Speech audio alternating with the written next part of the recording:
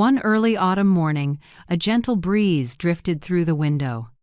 Naomi, my daughter-in-law, arrived with my son, carrying a stack of papers and a smile as sweet as honey. "Mother, could you please sign this for us? It's just an insurance contract," she said, her voice soft, too soft, almost fake.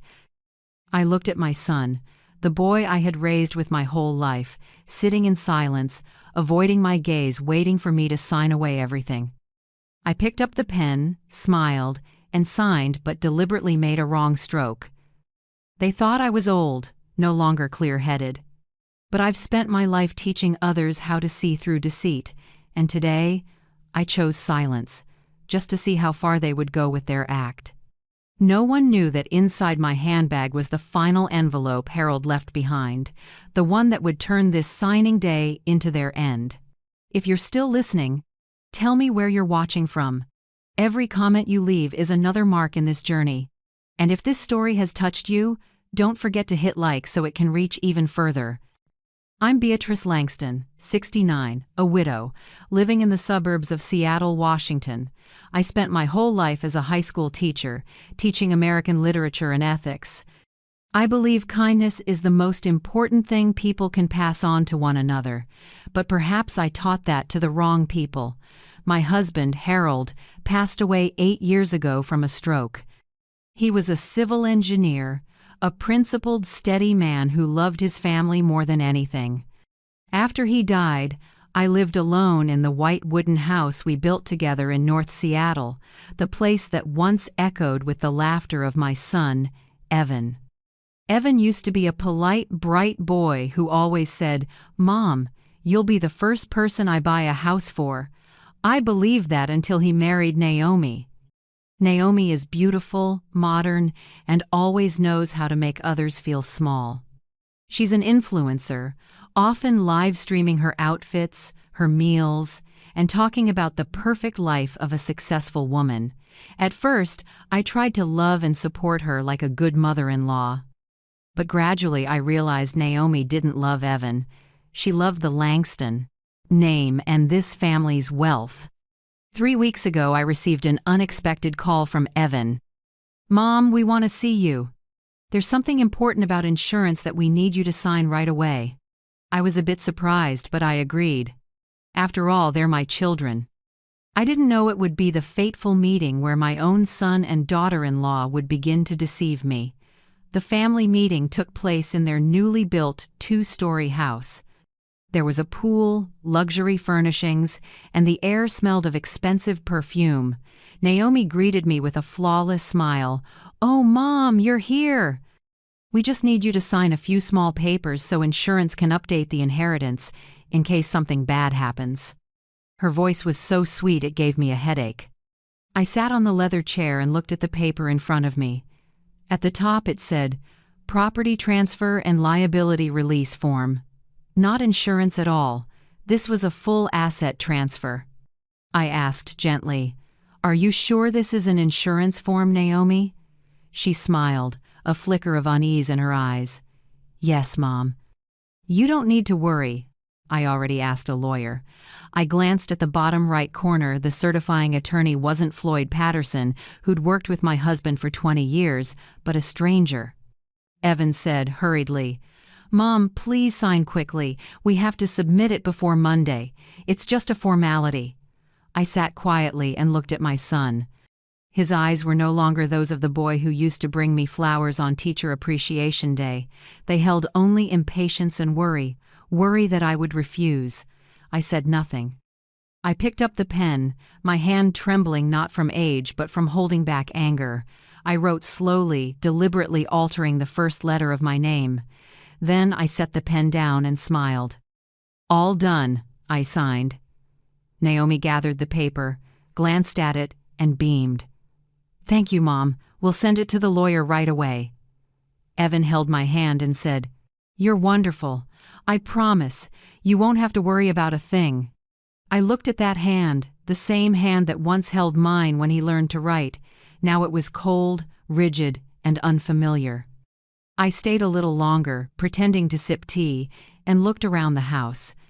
On the wall was their wedding photo, and next to it a frame of me and Harold, but dust had gathered on the frame. No one bothered to wipe it. Naomi stood up, clearing the dishes as she spoke. "Oh, Mom, we're thinking of remodeling your house. Once the ownership is transferred, I'll help redecorate it to be more modern, okay?" I gave a thin smile. "Sure, do whatever you think is convenient." But inside, I knew from today on, they didn't just want my house. They wanted my life. On the drive home, a light rain fell in Seattle. I drove slowly, turned on the radio, but couldn't listen to a thing. My hand gripped my purse. Inside was the blue envelope Harold left 8 years ago. I had never dared open it, thinking it was meant for when I was at my weakest, and perhaps today is that moment. I pulled over by Green Lake and watched couples strolling in the rain. When an older woman like me is deceived by her children, people only say, "Poor lady." No one knows that behind the silence, there's a storm. I took out the envelope but didn't open it. I just traced the words Harold had written in his own hand. "Open only if you are betrayed." I smiled. For 8 years I'd lived like a faithful wife and a selfless mother. But from this moment on, I would live like a woman who knows her worth. That night, I didn't sleep. I made tea, opened an old notebook, and began recording every detail from the afternoon: Naomi's eyes, Evan's voice, the lawyer's name, the time, and even the altered signature I'd intentionally made. Everything I recorded it like a lesson plan, preparing for the final lesson of my life. Before going to bed, I whispered to myself, "If they want to play this game, I'll play it to the end. But this time, I'm the one writing the rules." I closed the notebook and looked up at Harold's photo on the wall.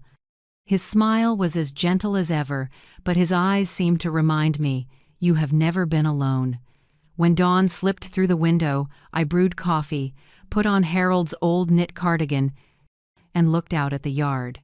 The morning dew reflected light like glass. I took a deep breath and clenched the blue envelope in my hand. "Harold," I whispered, "it's time to open it." And from that moment, the real game began.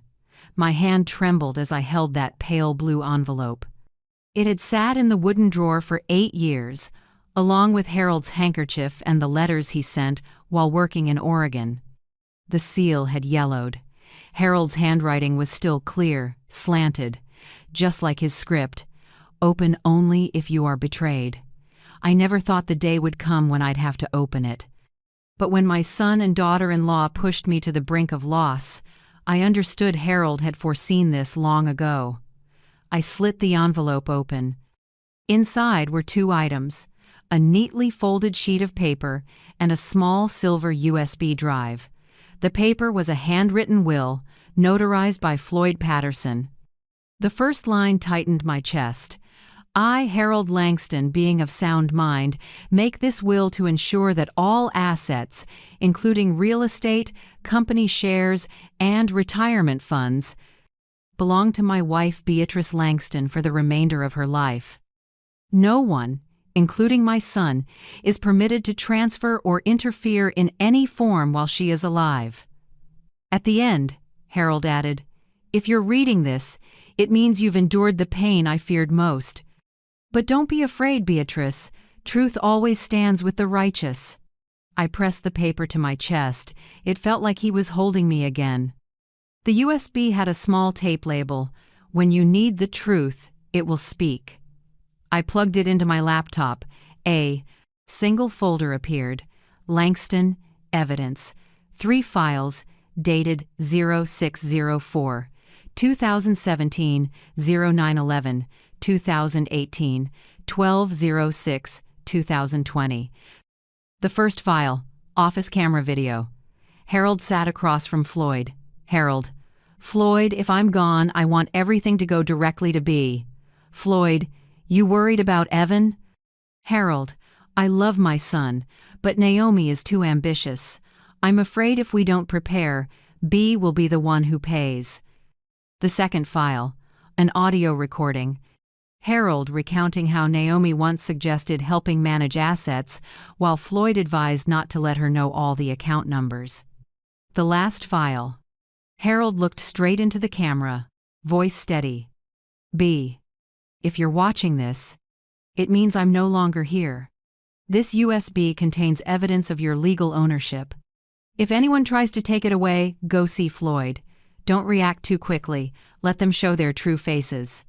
I burst into tears. Not from fear, but from being loved and protected even after he was gone. Night fell. Seattle rain mixed with the sound of wind through the leaves.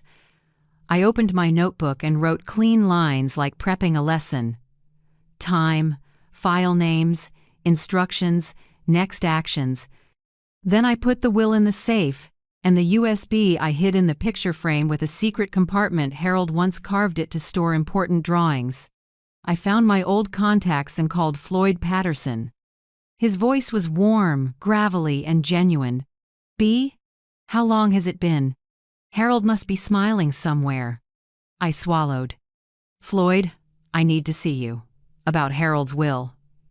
He paused for a few beats and said, 10 o'clock tomorrow morning, the old office. I set the phone down. Silence, dew on the window pane. The house seemed to exhale with me. I made tea, opened another notebook, my planning book. I wrote in large letters at the top, do not react quickly. Underneath, I bullet pointed. 1. Meet Floyd, confirm legality, asset protection plan. 2. Don't argue with Evan divided by Naomi. Record audio. Take notes. Collect coercive behavior. 3. Pretend to cooperate. Let them think I'm weak and will keep signing. 4. Secure storage. Copy the USB to another drive. Store in 2 places. 5. Prepare forgetful language. Practice vague, hesitant lines. I practiced exactly that. I don't remember. What was that paper the other day? Naomi, help me. With the signature. I'm afraid I'll sign it wrong. Evan, I'm old now. I trust you too. Those sentences, every word, I swallowed, velvet wrapping a blade. I stood before the mirror and looked into my own eyes. Still me, but with a new layer of resolve. I practiced smiling slowly, dipping my head slightly, so others would think I was fragile. Every gesture had intent not to perform for an audience, but to set a trap for those who underestimated me. I replayed Harold's video. I paused at the moment he said, "Don't react too quickly." I wrote that sentence on a small slip of paper and tucked it into my wallet. I also wrote, "Dignity is not for bargaining." Late at night, I stood on the porch watching the rain fall straight like silver threads. When he was alive, Harold used to call Seattle's rain the city's background music. I closed my eyes and felt my heartbeat blend with that melody. I wasn't afraid anymore. I just felt calm. Before sleep, I did something very teacher-like. Compiled evidence. I printed screenshots of Naomi's video flaunting number Langston Estate, noted the time, saved the link. I photographed the fake insurance contract, circling the property transfer and liability release. I marked the unfamiliar lawyer's name. I even noted Evan's attitude that day, avoiding eye contact, urging me to sign, saying just a formality. I placed everything into a hard folder labeled Evidence, Copy 1. Copy 2 held the duplicated USB. Copy 3 was a byte of 2. Hidden folder on my hard drive, passworded with my and Harold's wedding date. Morning crept in. I poured coffee into the old mug that reads, "World's kindest teacher, Evan's gift from 5th grade." I touched those words and felt a slight ache. Kindest, yes, kind but not naive. I changed into a knit cardigan, put the will and the backup USB in my bag. I stuck a note on the door. B, breathe deep. Don't react quickly. Let them talk. I tidied the table, pulled the curtain, and locked the door. Outside, Seattle's sky was bright blue after a night of rain. I stepped down the porch and took a long, steady breath. At 10 o'clock, I would go to Harold's old office, the place where our story began, and perhaps the place where I'd begin again. I got in the car and buckled my seatbelt. The kindest teacher mug rested in the cup holder, trembling slightly as the engine started. I placed my hands on the wheel and smiled faintly. "Harold," I said to the mirror, "I'll meet you in memory. As for me, I'm going to see Floyd." The car rolled forward. The road ahead was dry, straight, and long. Inside the cabin, the radio murmured just enough to hear, like a whisper, "Don't be afraid." I wasn't afraid anymore. I just wanted what was right. And the truth is, the game had only just begun. The next morning, Seattle lay under a thin veil of fog, soft as breath. I drove to the old law office, the brainchild of Harold and Floyd. Nearly 8 years had passed since I set foot there, yet everything seemed to stand still in memory. The red brick building, the polished brass nameplate, and the little bell on the door that rang whenever someone walked in. Floyd was the same grayer hair, but bright, steady eyes full of composure. When he saw me, he stood up and offered a faint, wistful smile. "B, you got here earlier than I expected." I gave a tired smile back. "Thank you for taking a last-minute meeting. I think Harold. I trusted you enough to know I'd need you one day." He gestured toward the leather chair opposite him. "Have a seat, B. We have a lot to talk about." Floyd took a thick brown file from a drawer labeled Estate of Harold Langston. He opened it and slid it toward me. "This is Harold's official will, filed with the Washington State Department of Justice. I checked this morning. There has never been a request to cancel or replace it. Which means," he paused, looking me straight in the eyes, "you're the sole legal heir, B. No one, not even Evan, has the right to touch the assets while you're alive."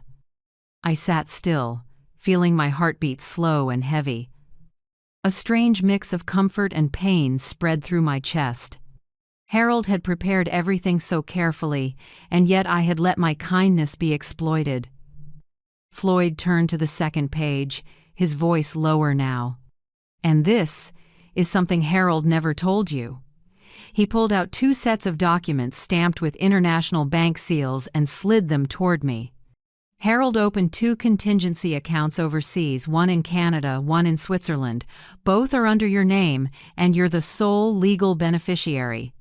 These accounts were automatically activated after Harold's passing, but require my confirmation to ensure security."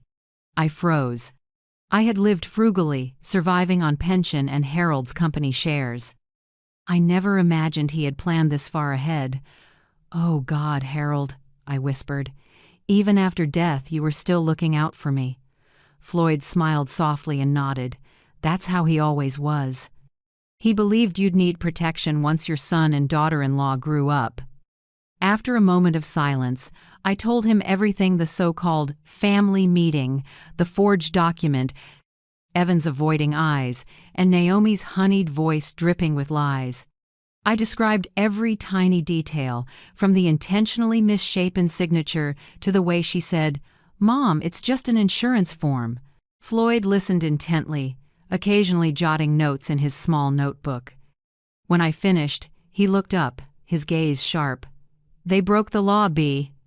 If we can prove you were coerced or deceived into signing, that's falsification of legal documents. And if there's intent to seize assets, the penalty is even harsher." I nodded, though my heart was torn. Evan was still my son, after all. I didn't want to send him to prison, even knowing he had betrayed me. Floyd read the look in my eyes. His voice softened.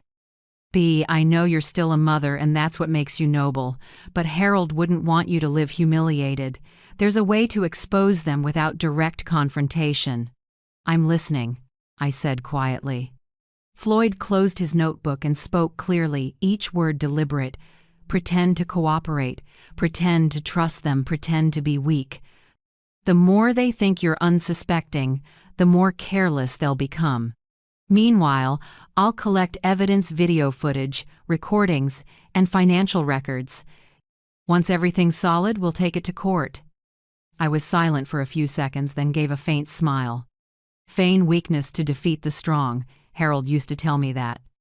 Floyd nodded. So, you agree?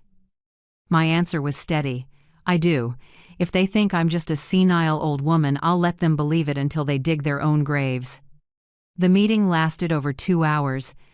Together, we drafted a plan. I would return to Evan's house, act remorseful, and say, "I've thought it over." I'd let them talk freely while secretly recording with a device Floyd provided. He would contact the banks to secure all assets in my name. Meanwhile, he would file for a property supervision order to prevent unauthorized transfers. Before I left, Floyd placed a reassuring hand on my shoulder. "B, you're not alone. We'll do this the right way by the law, not by anger." My eyes stung. "Harold, I was lucky to have a friend like you, and I'm lucky you're still here to help me." He chuckled softly. "I'm helping because I don't want Harold showing up in my dreams to yell at me for letting you get cheated." That made me laugh, a sound that was both painful and warm. When I stepped outside, the sunlight filtered through dew-soaked trees. I stood on the steps, lifted my head to the blue sky, and took a deep breath. It felt like I had finally stepped out of the fog. Everything was becoming clear. I knew exactly what I had to do. That evening, I sat at my dining table and wrote a short card to Evan. "I'm sorry for getting upset the other day. I've thought about it, and maybe I was too rigid. If you and Naomi need me to sign the papers again, I will, as long as everyone's happy."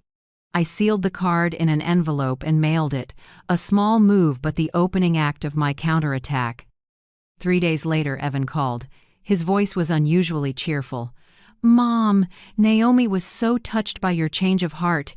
We'd love to have you over for dinner this weekend to talk things through." "Are you free?" I feigned confusion. "Well, I think so, but I've been feeling tired lately, and my memory's not what it used to be." "That's okay, Mom. We'll take care of everything." When I hung up, I smiled quietly. They believed me, and that belief would become the blade turning back on them. That evening, I opened the drawer and took out the small box Floyd had given me. Inside was a fountain pen with a built-in micro recorder. He'd said, "Just press the top of the pen lightly. It'll record everything for up to 3 hours." I pressed it. A small light blinked. I could hear my heartbeat, slow, steady, but strong. Once, I was just a gentle teacher, a kind mother. Now I was learning from those who had hurt me: silence, strategy, and retaliation. I looked in the mirror. My face was old, lined, but in my eyes the tremor was gone. I smiled at my reflection. If they think I'm senile, let them. Because this time, the senile old lady is the one rewriting the ending. I lit a small candle before Harold's photo and whispered, "Do you hear me, Harold? The game has begun." And this time, I won't let anyone touch what's ours. The flame flickered, reflecting in my eyes, bright, deep, metallic. Outside, the wind rustled through the tall pines, like whispered encouragement. I gripped the pen tightly, my weapon, not of violence, but of quiet precision. 2 days before the so-called reconciliation dinner, I woke early and made my usual cup of chamomile tea. Everything was eerily calm, no calls, no messages, no reminders from Evan or Naomi. I thought they were lying low to gauge my reaction, but no. They were busy showing off their victory. That morning, when I opened my laptop for the news, YouTube's homepage showed a suggested video. "Our dream home reveal vertical bar, the Langston estate." Naomi's radiant face filled the thumbnail, red lips, curled blonde hair, with Evan beside her, his arm around her shoulder, and a forced smile. The caption below read, "Thanks to my wonderful in-laws for helping us make this dream come true." I clicked it. Upbeat music blared. Naomi guided viewers past the iron gate, gesturing proudly. "Hi everyone, welcome to the new Langston family home, a luxurious, elegant space built with love and a little financial support from my amazing in-laws. Her tone was sweet enough to rot teeth. The camera panned to a shiny brass sign reading Langston Estate, identical to the one once mounted outside my house in North Seattle. I sat upright, heart pounding as I realized the house in the video was mine. The gray roof, the white window frames, the climbing roses along the balcony, every inch unmistakable. She called it the new family home, but to me, it was Harold's legacy, the place where I'd buried my heart in every brick. Naomi led the camera through the interior, gesturing like a tour guide. This is the living room where I'll film my morning cooking vlogs, and here's the kitchen, my favorite space. She opened a cabinet and pulled out a set of crystal glasses. I recognized them instantly, the wedding set engraved B and H 1979. My hands clenched, nails biting into my palms. By the end, Naomi turned to the camera, beaming like a spotlight. Thank you all for your support. This house proves that if you work hard and have people who believe in you, you can achieve anything. Number Langston Estate, number blessed, number family goals. As the hashtag number Langston Estate scrolled across the screen, my chest went cold as if someone had poured ice water over me. I scrolled to the description box. In italics, it read, "House purchased and registered under the name of Naomi Langston, with financial sponsorship from my wonderful mother-in-law, Mrs. Beatrice." My name sat there, surrounded by thousands of likes and glowing comments. I sat frozen. It turned out they had used my name to take out a $400,000 mortgage. I didn't scream or break anything. I simply opened my browser and downloaded that video, then another. House tour, before renovation, Q&A, how we got our dream home. Each one was living evidence. In another clip, Naomi sat on my sofa, flashing a bank statement. A lot of people asked how we got approved for the loan so fast. The secret is having a trustworthy financial guarantor, my mother-in-law. Love you, Mom. She formed a heart with her hands and laughed brightly. Evan sat beside her, silent, eyes cast down like a man hiding guilt. I paused the video, inhaled deeply, then pressed print. White sheets fed from the printer one by one, each labeled with the video title, upload date, views, comments, hashtags, and their smiling, lying faces. When the last page slid out, I stacked them neatly into a folder labeled Evidence, Exploitation of Elder Assets. I picked up the phone and called Floyd. He answered after 2 rings. "B, I need to see you, or at least, you need to see this." I sent the video link via email. Less than a minute later, his voice dropped, tight with anger. "Good Lord, she made this public?" "Not just public, Floyd," I replied. "She used my name to take on debt." He was silent for a few beats, then spoke slowly. "B, this is textbook elder financial abuse, very serious. But don't rush. The more she flaunts it, the more we have to use. Let her keep filming. Let her keep talking." I understood immediately. As I used to tell my students, the one who talks the most in class often reveals the most about themselves. Naomi was talking, and soon every boast would become evidence. That afternoon, I reopened my old social media account. I hadn't posted since Harold died, but I still followed a few groups, including Naomi's. She'd just posted a new story, a sunset view of the glowing house, captioned, "Thank you, Mom Beatrice, for making my dream come true." I tapped the heart icon, then calmly commented, "The new house is beautiful, Naomi. You deserve happiness." Moments later, she sent a private message. "You saw it, Mom? I was worried you'd misunderstand. I just wanted to show appreciation." I typed slowly, "It's fine, dear. I'm just proud of you both." A heart emoji popped up. Naomi believed me. I leaned back in my chair, sipping cold tea, a faint smile curling at my lips. Only one thought crossed my mind. Beautiful. Beautiful. Like a trap closing shut. That night, I organized my files. The first folder, Will and USB, original evidence. The second, videos and social media. I labeled each with timestamps and notes, upload dates, Naomi's hashtags, her subtle mentions of parental support. I even saved all the comments, especially one that stood out. "Naomi, I work at the bank.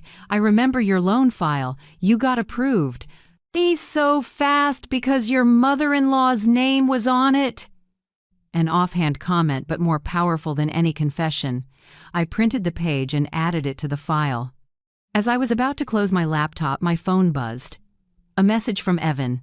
"Mom," Naomi posted the house video. "Did you see it? Everyone loves it.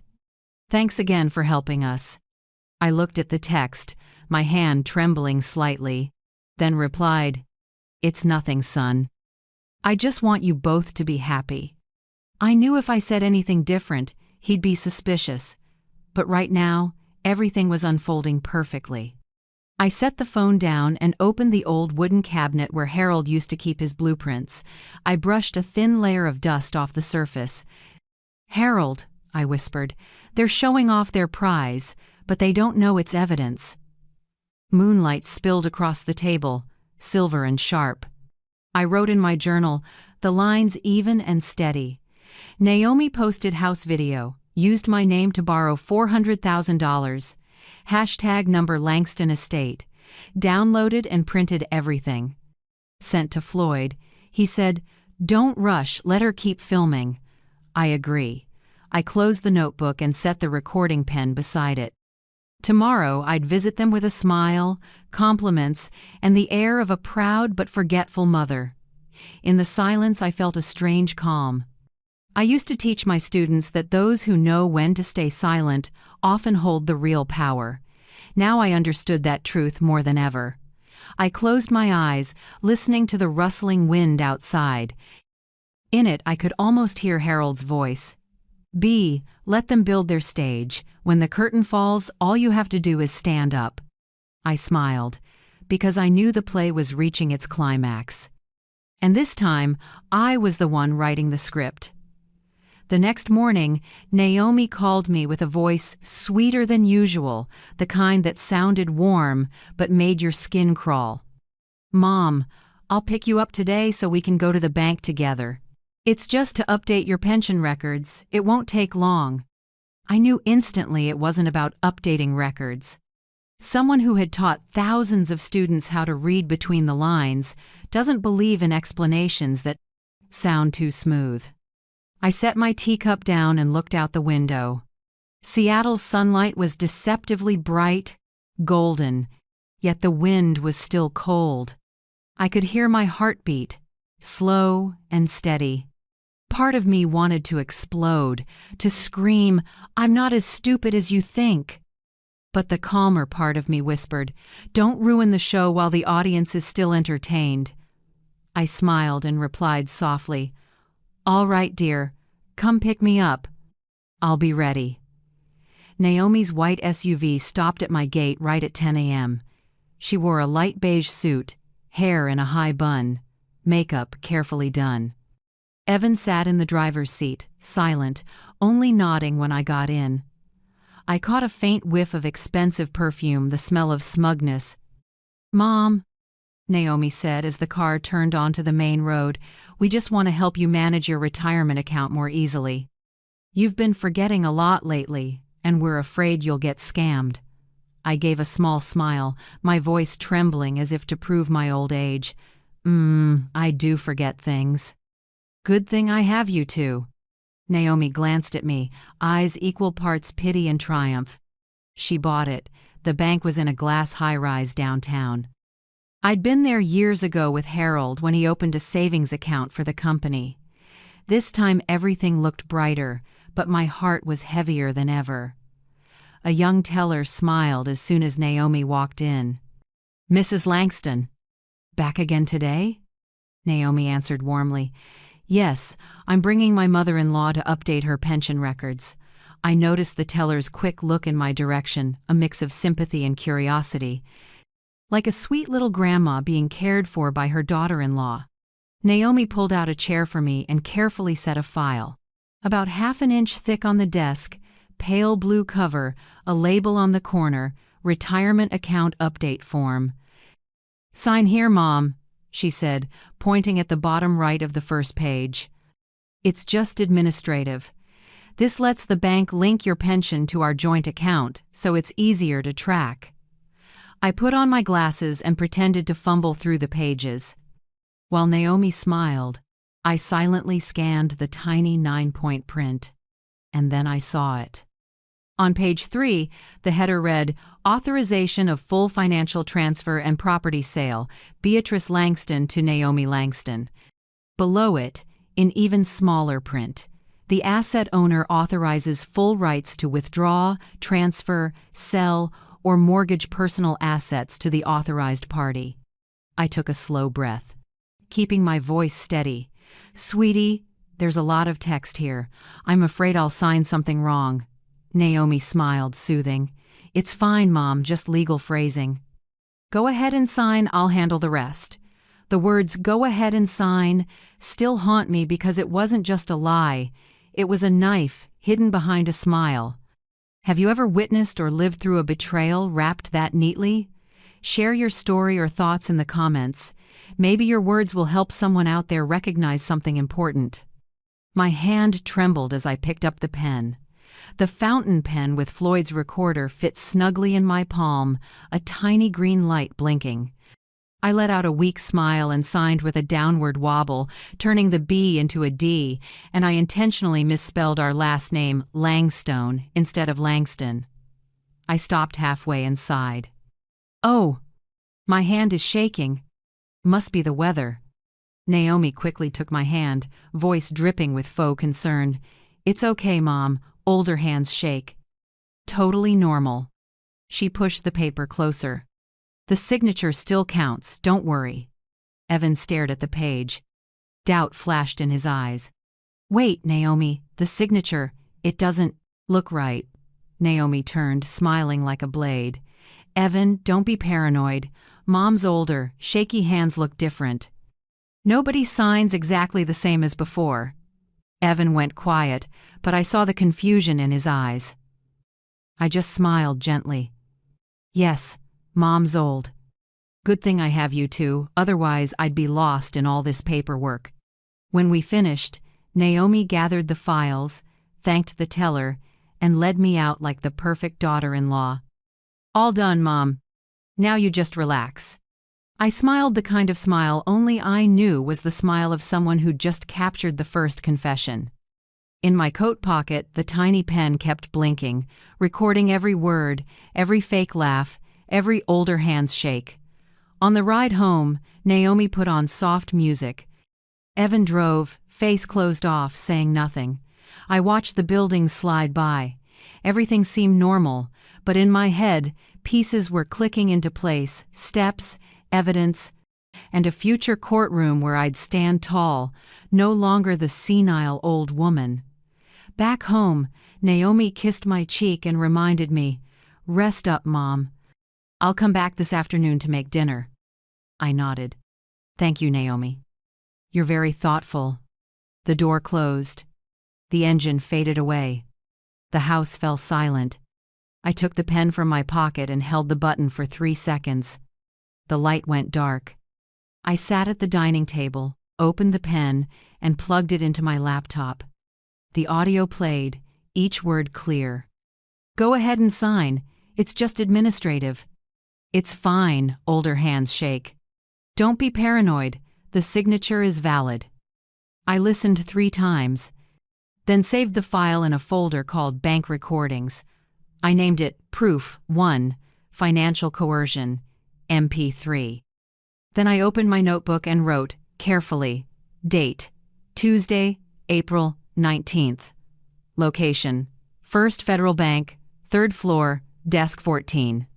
Witness, female teller with brown hair, name tag L. Kimball. Event, Naomi Langston directed me to sign a BRANG, retirement update that was actually full authorization to withdraw funds and sell assets. Evidence, full audio recording of the conversation. I set the pen down and leaned back, tired but lighter. For years I'd believed love alone would keep children from doing wrong. Now I understood sometimes silence and documentation are love with discipline. That afternoon when Naomi returned, I pretended to watch TV, smiling. "Look at the video I posted the other day. Mom, our family looks so happy." She laughed, the heavy scent of perfume following her. Evan came in behind her, holding the signed file, eyes still uneasy. "Mom, I'm putting the paperwork in the safe for now. I'll take it back to the bank tomorrow." "Whatever you think," I said evenly. "I don't really understand these things." Naomi studied me, then relaxed. "I just want you to feel secure." I nodded with a gentle smile. But inside, every step was set. Floyd would get a copy of the recording in the morning. And after that, Naomi wouldn't just be a greedy daughter-in-law, she'd be under investigation for elder financial coercion. Late that night, after they left, I opened my notebook and added one more line. Today's performance was flawless. The lead actress has no idea she's being filmed. I set the notebook down and looked up at the ceiling. Harold used to say, "You're a soft woman but never weak." Now I understood him completely. I stood, cleared the table, and made another cup of chamomile tea. The kitchen light reflected my face in the window, a 68-year-old woman with silver hair and eyes brighter than ever. I looked at myself and whispered, "If this is a play, then I'm the director." Saturday night, a text from Naomi. "Mom, we'd love to have you over for dinner and clear up the misunderstandings.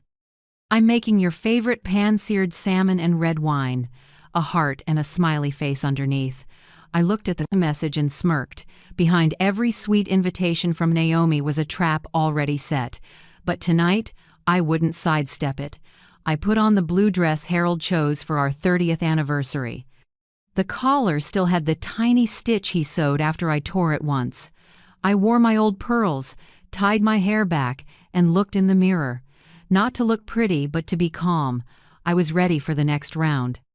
Evan and Naomi's house glowed warm under golden lights. The door opened and Naomi greeted me, her smile as soft as wine and as cold as a blade. "You're here. You look wonderful." "I was afraid you wouldn't come," I answered lightly. "Why wouldn't I? You invited me. I wouldn't want to ruin a reconciliation dinner." Evan stepped out of the living room in an open vest and white shirt. "Mom, I'm sorry about all the misunderstandings lately. Naomi just wants to help, but she can be a little intense." Naomi jumped in. "Yes. We just want what's best for you. Sometimes we rush things, but it's all because we worry." I smiled, steady. "Good. Then tonight, let's celebrate. A reunited family." They traded a look, believing I'd softened. The table was set with care. Cream linens, scented candles, crystal glasses. The smell of salmon mixed with a hint of Bordeaux. Naomi sat across from me, pouring wine, her hands slightly shaky though her eyes calculated everything. "Have a sip, Mom," she said sweetly. I lifted the glass to my lips but didn't drink. "It's good wine, but I want to stay clear enough to remember everything I hear tonight." Evan gave a tight laugh, trying to ease the tension. "Still sharp as ever, Mom." I tilted my head. I'm old, yes, but not so far gone that I'd sign wrong a second time. The air stalled. Naomi tittered, forced. "Oh, Mom, what a thing to say. Come on, eat before it gets cold." I cut a small bite and chewed slowly. In the candlelight, I watched every move. Naomi kept pouring, but barely. Touched her glass. Evan talked more than usual gentle words, repeating family, misunderstanding, for the future. I let them perform until Naomi shifted tone. "Mom, I just hope you understand we're doing all this for your grandchild. We want to make sure she has the best future. You love her, don't you?" I set my knife down and looked up. My voice was low but clear. "I do love her, and because of her future, I won't let you two strip me of everything." Evan froze. Naomi kept smiling, though her lips trembled. "Why would you say that? Who's trying to take from you?" I met her eyes. Really? The house tag number Langston Estate, that thank you to my mother-in-law for sponsoring us video, the withdrawal authorization from the other morning, did I voluntarily sign that? Naomi's eyes widened, then dropped. Evan slammed his glass onto the table. Mom, he snapped, voice higher than usual. Who's putting ideas in your head? We're helping you. I stayed seated, calm. Helping me? By gradually moving assets into Naomi's name? The room thickened with silence. The only sound was the clock ticking. Naomi forced a smile and set a hand on her husband's. Honey, Mom's just misunderstanding. Mom, please let's sit and find the most reasonable plan for the baby. I cut her off, looking straight at her. I am thinking about the baby, but about her future, not your wallets. A long beat, then slam. Evan smacked the table. The red wine quivered, a few drops splattering the white cloth. You've gone too far, Mom. We're your family. I stood slowly, my voice steady. Careful, son. There's a camera here. He went rigid. I pointed to the corner where Naomi kept a live stream camera for her family dinner videos. The tiny light was still blinking. If you want to yell, at least remember people might be recording every move. Naomi jumped up, smiling thinly. My goodness, you're so sensitive, Mom. The camera's just for vlogs. Evan, sit down. Please, I'm begging you. Evan exhaled sharply, threw his napkin onto the table, and stormed into the living room. Naomi hurried after him, her voice syrupy sweet. Honey, please. Mom didn't mean anything. She's just tired. I stayed at the table, took a sip of the half-finished wine. Bitter, but clean. It tasted like my first victory. A few minutes later, Naomi returned, the smile on her lips twisted. Mom, let me drive you home. It's late. I don't want you driving alone. I stood, picked up my purse. No need. I can manage. And don't worry, my memory's sharper than you think. Naomi grabbed my hand, her voice trembling. Please don't be mad, we were just… Mad? I looked at her, smiling faintly. No. I'm just waiting for the day you two get mad at yourselves. She let go. I walked out. The Seattle night wind bit cold, but I felt strangely warm inside. When I got home, I turned on the light and opened my evidence journal. The newest page read, Reconciliation Dinner, Saturday, April 23rd. I wrote, Naomi invited me to dinner, poured wine, staged a warm reunion. Evan acted remorseful, but his real goal was psychological manipulation. They used for the baby's future as an excuse for financial exploitation. Evan lost his temper, slammed the table, camera recorded everything. Then, in slanted handwriting, I added one more line. When they test you with fire, let the fire prove your gold. I picked up my phone and texted Floyd, got new footage. They lost control tonight. The house camera autosaved to the cloud. I'll pull the link tomorrow, he replied a few minutes later. Good. Don't delete anything. We'll file a data preservation order. I set the phone down and leaned back. Harold once told me, not everyone who argues loudly is strong. Sometimes, the one who stays silent at the right time truly wins. Tonight, I finally understood. Outside, the wind whispered through the trees. I stood by the window, watching the moonlight reflect off the glass. My reflection stared back older, thinner, but calm, eyes steady and bright. I whispered softly, as if to Harold, I've walked through the fire, and instead of burning me, it forged me into gold.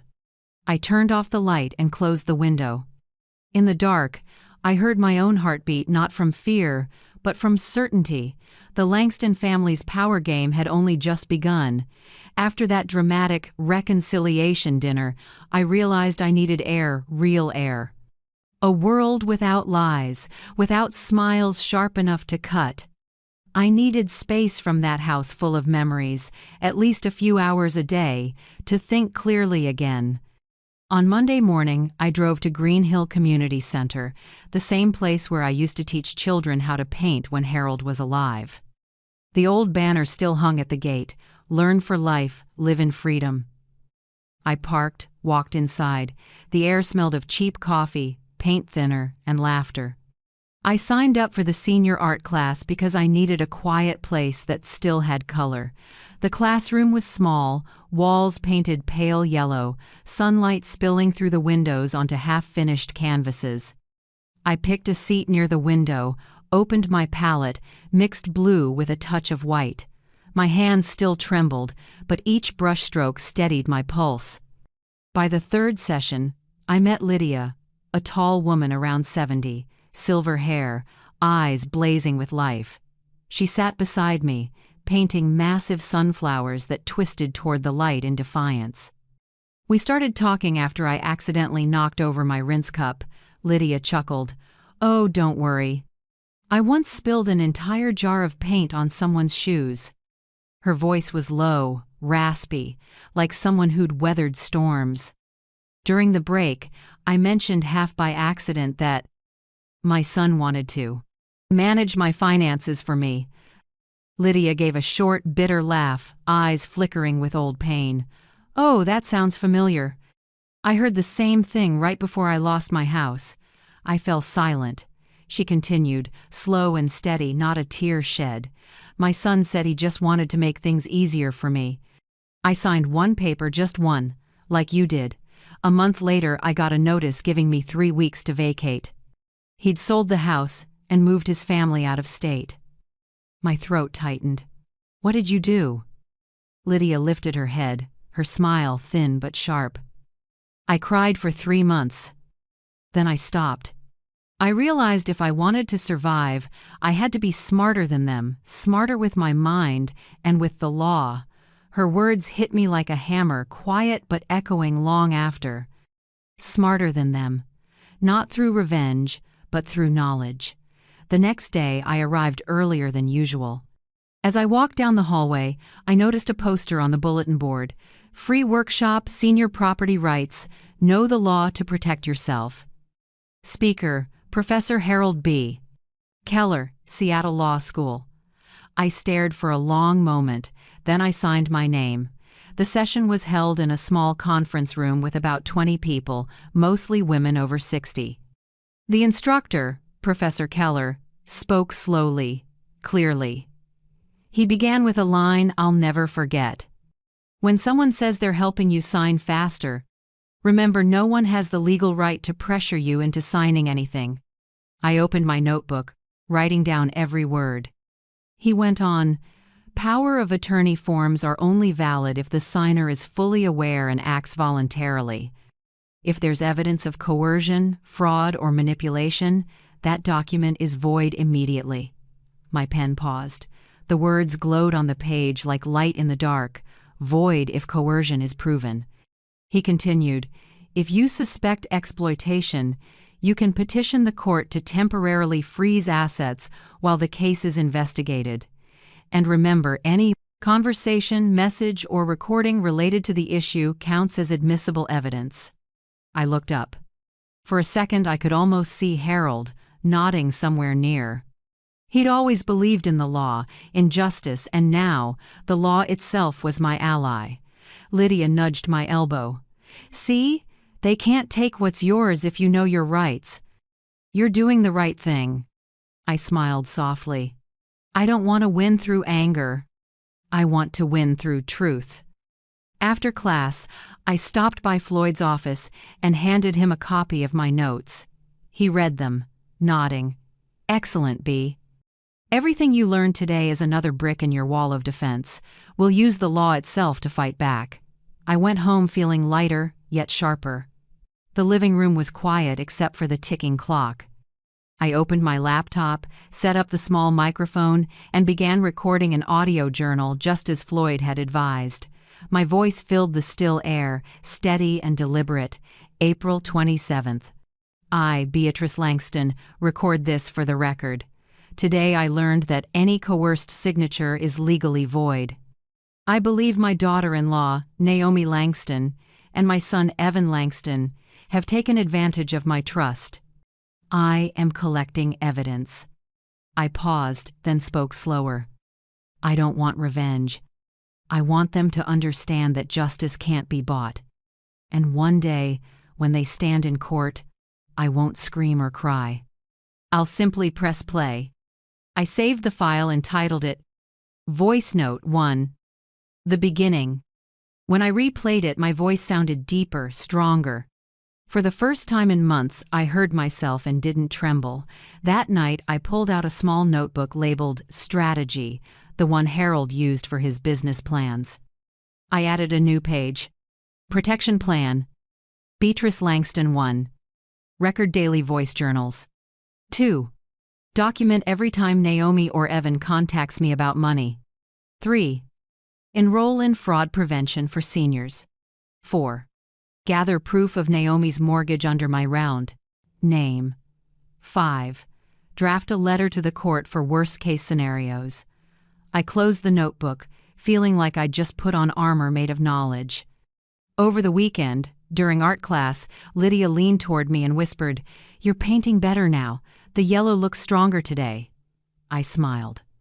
I learned not to fear the dark, just to add more light. Lydia nodded, her tone soft as a breeze. "You're finding yourself again, Bee.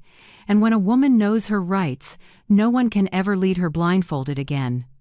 I looked at my canvas sunflowers bathed in sunlight, each brushstroke trembling yet firm. In that golden glow, I saw myself again, a woman once betrayed, now reborn from ashes. I knew the storm wasn't over, but this time I had weapons, not anger, but knowledge. Not hate, but truth. And above all, I had Harold. I had Floyd, I had Lydia, and I had me. 3 weeks later, on an ordinary Friday morning, Lydia entered class looking anything but ordinary. She held an iPad tightly, her face pale. She walked straight to me and said in a low, worried tone, "Bee, you need to see this." Before I could ask, she opened YouTube. Naomi's face filled the screen, polished, perfectly made up, voice sugar-sweet but venomous beneath. Video title, Care for My Senile Mother-in-Law. Taking care of aging family isn't easy. I froze. On screen, I saw myself dozing on the couch, head tilted, mouth slightly open, blanket slipped to the floor.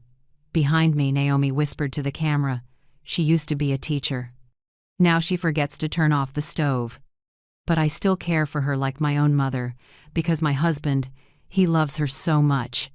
I could hear Evan's faint chuckle in the background. Then the footage cut Naomi helping me take my medicine, holding a glass of water while I looked dazed. But I remembered that day clearly. I'd had a mild headache, and Floyd had suggested a light sedative so I could rest. Naomi had filmed me right after I took it. The entire 6-minute video was neatly edited, with captions floating over somber music. Caring for the elderly is a journey full of challenges. Not everyone understands a daughter-in-law's struggles. I scrolled down to the comments, each one stabbed like a knife. "Poor daughter-in-law, she's a saint to put up with that old woman. She looks totally senile.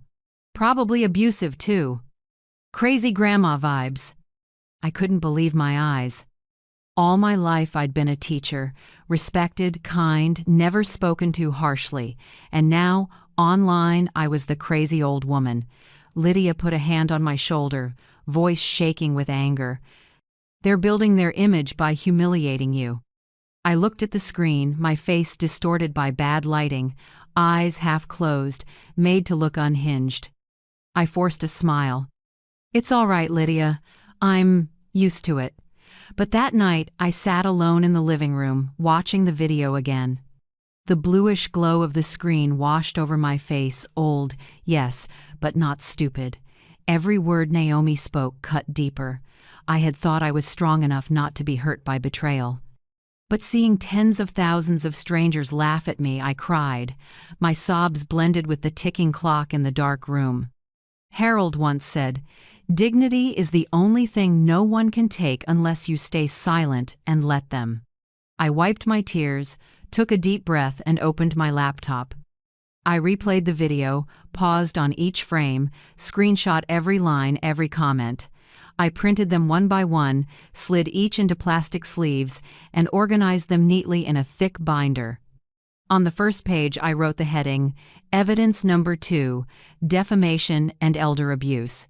Below it, I added in careful handwriting, Uploader, Naomi Langston.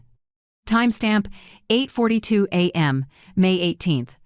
Content, the video distorted my image and twisted my words into lies. Consequence, thousands of views, hundreds of public comments full of humiliation. I paused for a moment, staring at the printed screenshots. In every frame, I no longer saw myself the woman who once stood strong, who once taught in classrooms, who once loved her family deeply. All I saw was a character, reshaped by them to earn sympathy from strangers. I placed my hand over the stack of papers, feeling the chill run through me. If this is the game they want, I whispered, then I'll be the one to end it. The next morning, I brought all the documents to Floyd. He listened quietly, his face tightening. This is defamation, B. If we can prove they did it for money or to damage your reputation, you have every right to sue. Then his gaze softened. But I know you. You're not trying to drag them to court just for revenge. You want them to expose themselves, don't you? I nodded. Yes. I want them to bury themselves with the very thing they love most, social media. Floyd leaned back in his chair, a faint, knowing smile crossing his lips. Then let them keep live streaming. The more they post, the better. When you're ready, you'll only need to appear once, and one sentence will be enough. I understood what he meant. The game wasn't over yet. That afternoon, Lydia stopped by with a box of warm apple pie. Don't sit here stewing, B. People like Naomi only win if you let them make you ashamed. I smiled, slicing the pie as the scent of cinnamon filled the room. You know, I once told my students that every mistake leaves a trace. Naomi forgot that a camera doesn't just record one side. Lydia raised a brow, curious. What are you planning to do? I just smiled, offering no answer. The plan was already forming. I picked up my phone and checked my notifications. Naomi had just posted a new video, live stream, a day caring for my mother-in-law with memory loss. Hundreds of people were tuning in. I read the first comment, my heart going cold. Poor girl, her mill looks gone already. I took a slow breath and tapped follow. The glow from the screen reflected in my eyes. Keep filming, Naomi, I murmured. Next time, the mic will be mine. That night, I sat in Harold's study. On the desk, the silver USB he'd left inside the blue envelope still rested where it had always been, gleaming faintly under the desk lamp. I had never opened it, but maybe the time had come. I brushed my fingertips over it, whispering as if to him, You once told me, when you need the truth, it will speak for itself. I think. That time is near. Then, I opened my phone and began recording my 13th voice journal. May 19th. Naomi posted a video defaming me.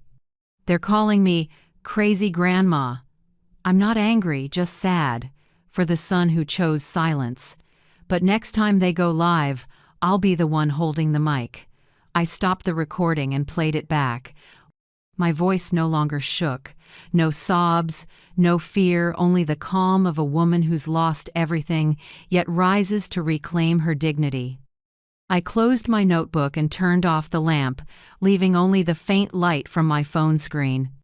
Outside, rain began to fall, heavy, rhythmic, like the sound of knuckles tapping before a storm. I closed my eyes, and one thought echoed in my mind. If they want an audience, I'll give them a show, but it will be the final act. 3 days after the crazy grandma video went viral, Evan showed up at my door one morning, holding a beige envelope. I was watering the flowers on the porch when he approached, wearing that strained smile I knew too well. "Mom," he said softly, "I brought your new insurance papers. The company updated their policy. You just need to sign again." I studied him. The sunlight hit his face, revealing fatigue, but behind that nervous look, I could see impatience and calculation. "Insurance papers?" I asked, keeping my voice mild. "Yes," he said quickly. "The old policy expired. If you don't sign, you'll lose your health coverage." I gave a faint smile. They always knew how to pick the one fear that worked best on the elderly losing security. I invited Evan inside. He sat at the dining table and pulled out 3 neatly printed pages. The text was tiny. I put on my glasses and pretended to read carefully, though my eyes went straight to the bottom. No date, no witness. No company representative signature, just one blank line for mine. I looked up. "You said this is from the insurance company, but why isn't there an effective date?" Evan hesitated, then forced a smile. "Oh, probably just a draft version. You can sign now, we'll fill it in later." I rested my chin on my hand, pretending to think. "And what if I don't sign?" His smile tightened, patience slipping.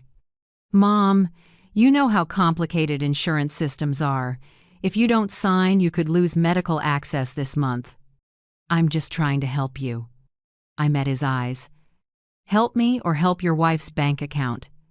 He looked away, fingers gripping the papers hard enough to crease them. "Don't misunderstand. Naomi just wants things to go smoothly. You don't want hospital issues, right?" I smiled again. "Right. I hate complications, but I hate being manipulated even more." He didn't catch the sting in my tone. I stood up, pretending to fetch a pen, then sat down slowly. My hand trembled not from fear, but to convince him I was frail, just like Naomi's forgetful old lady version of me online. I signed deliberately, slow and shaky, but before the ink dried, I switched pens. It was Harold's special fountain pen, the kind that left an invisible watermark visible only under light. Right beneath the signature Beatrice Langston, I wrote one word in faint script: void. Barely visible, but Floyd would see it instantly. When I handed the paper back, Evan exhaled with relief. "Perfect, Mom. I'll drop this off at the agency." I nodded softly. "Be careful, son. A document without a date tends to get lost easily." He smiled, standing up. "Don't worry, Naomi will take care of everything." I walked him to the door, still smiling gently. But when the door closed, that smile fell like an old mask finally removed. I took out my phone and snapped a picture of the document before he could file it. The photo clearly showed my signature and the hidden word void glowing under the desk lamp. I sent it to Floyd with a quick message. They came again. No date, no witness. I left the word void. "Please check." A few minutes later, my phone buzzed. Floyd's voice came through, low but satisfied. "Excellent, B. You just saved yourself again. That paper alone can prove elder coercion. If necessary, it's enough to press charges." I exhaled, relief tinged with bitterness. "They think I'm clueless, Floyd. Like a blank sheet of paper." "Even better," he said. "Let them think that. When people believe you're weak, they expose their own cracks." That evening, Naomi called, her voice sugary and fake. "Mom, Evan said you signed. Thank you, your coverage is even better now. I'll come visit you this weekend." I smiled into the phone. "Thank you, Naomi. I'm so glad you two care so much about me." "Of course, Mom. We always do." When the call ended, I opened my phone's recorder.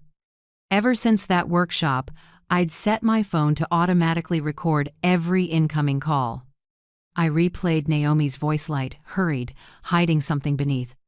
I saved the file as call, FIV-22, fake insurance.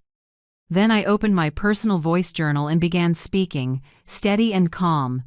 May 22nd, Evan brought a so-called health insurance form. No date, no witness. They said if I didn't sign, I'd lose coverage. I signed but wrote void beneath. This is my third piece of evidence. Naomi later called to confirm her tone was eager. I believe they're planning something bigger. I'll be right here, watching. I stopped recording and replayed it. Each entry was another brick. Quiet, solid, unbreakable. Night deepened. I sat in Harold's study beside the orchid he used to tend. The desk lamp glowed over the growing stacks of files. I opened a drawer and pulled out an old photo. Harold smiling, coffee cup in hand, me behind him holding student papers. I whispered, "See, Harold? They think I'm weak, but I'm only waiting for the right moment." Outside, the wind picked up, carrying the scent of wet soil.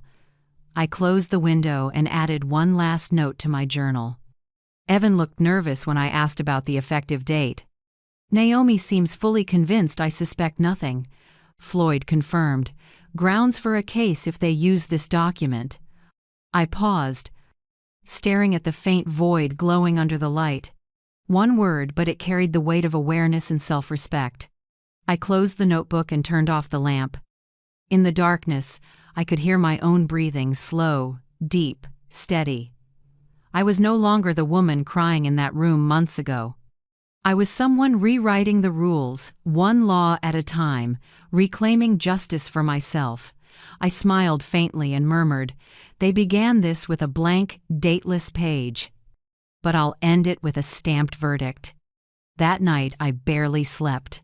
The wind whispered through the old window frame, mingling with the ticking clock sounds that carried me back to quieter years with Harold. Whenever I lost my way, I heard his voice again, deep, slow, steady as a heartbeat. "B, if you ever doubt something, open our music box." I'd never forgotten those words. But for years I had left that walnut music box untouched on the shelf, dusted by time. I stood, walking toward the cabinet. The desk lamp cast my shadow long across the wall. The box was small, no bigger than two hands pressed together, engraved with the words, "H and B, our forever waltz." Whenever it opened, it played "The Blue Danube," the waltz Harold had put on the night we got engaged, when we danced around the living room, believing the world was ours alone. I rested my palm on the lid. My heart beat softly, as if touching something both sacred and familiar. "Harold," I whispered, "you told me to open it when I start doubting." Well, I'm doubting everything now. I turned the tiny key. The spring clicked. The melody began gentle, tender, piercingly beautiful. I waited until it nearly faded, then carefully lifted the velvet lining underneath. There, hidden in a narrow compartment, was a silver USB, the very one Harold had left with the blue envelope years ago. I picked it up. The metal felt cold, but my hand burned warm around it. On the side, a faint engraving glimmered under the light, "For truth, if love fails." I swallowed hard, my chest tightening. Harold always had a way of saying things that hurt and comforted at once. I plugged the USB into my laptop. The screen lit up, revealing a single folder, E.L. Confidential. I opened it. Inside were 3 video files, all dated nearly 5 years ago, back when Harold was still CEO of Langston Investments. I clicked on the first one. The footage opened from a security camera. The lighting was dim, but clear enough to show a man in a dark suit bent over Harold's computer. I froze. That face, it was Evan. I couldn't believe it. My son, the boy who once rode on my shoulders, who used to call me Supermom, was stealing confidential company data from his own father's computer. Harold walked into the room. I heard his voice calm but sad. "What are you doing, Evan?" Evan startled and turned around. "I'm just taking a few files to look over at home, Dad." "Nothing serious." Harold stared straight at him, his voice heavier. "Those files are clients' investment records. You have no right to take them out of the office." "You always think I'm incompetent," Evan snapped. "I just want to prove I can do what you do, maybe better." Harold was silent for a few seconds. Then he said something that nearly made me cry on the spot. "You might surpass me, Evan, but not by getting your hands dirty." Evan went quiet, then walked out. The video ended there, but it was enough to make my heart shake with pain. I opened the second file. This time it was footage from an internal account, Harold sitting with another attorney, discussing suspicious withdrawals from an investment fund. I heard Evan's name clearly. He moved $150,000 through a shell company in Florida. I've frozen the account, but we need more evidence. The third file was short, under a minute. Harold sat facing the lens, tired but resolute. He spoke slowly, like he knew I'd watch this one day. B, if you're seeing this, it means Evan has gone too far. I hope you won't blame me for keeping this from you. But I have to protect you, and everything we've built. This USB holds all the evidence I've gathered. If they try to take what's yours, use it. And B, I'm sorry. I couldn't fix the son we both love. I pressed my hand to my mouth, choking up. Everything inside me felt like it was melting. I cried and smiled at the same time, my voice trembling. You always know how to protect me, Harold, even when you're not here. Tears fell onto the keyboard, but I didn't feel weak. It was a wave, fierce but clear. I saved the files, copied them to a separate drive, and hid them well. Part of me still hurt Harold had carried this secret alone until the end.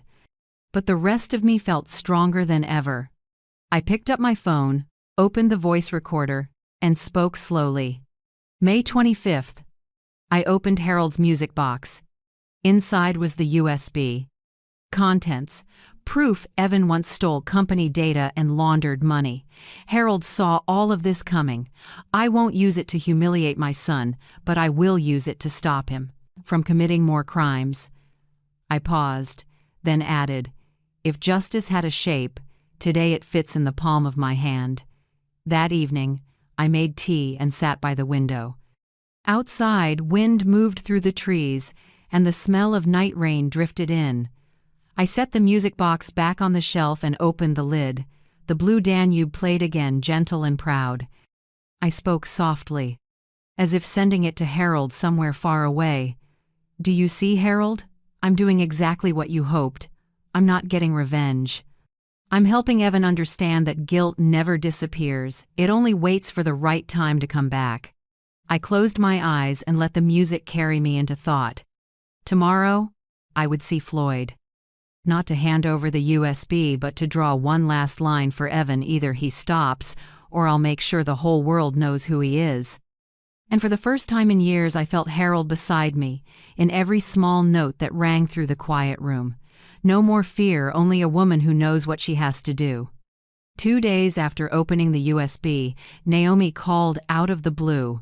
Her voice was bright and cheerful, so much so that if I didn't know her real face, I might have believed her. Mom, we're filming a new vlog for my channel. Theme is Family Dinner with Grandma. I want you to be in it. Just a fun little evening, okay?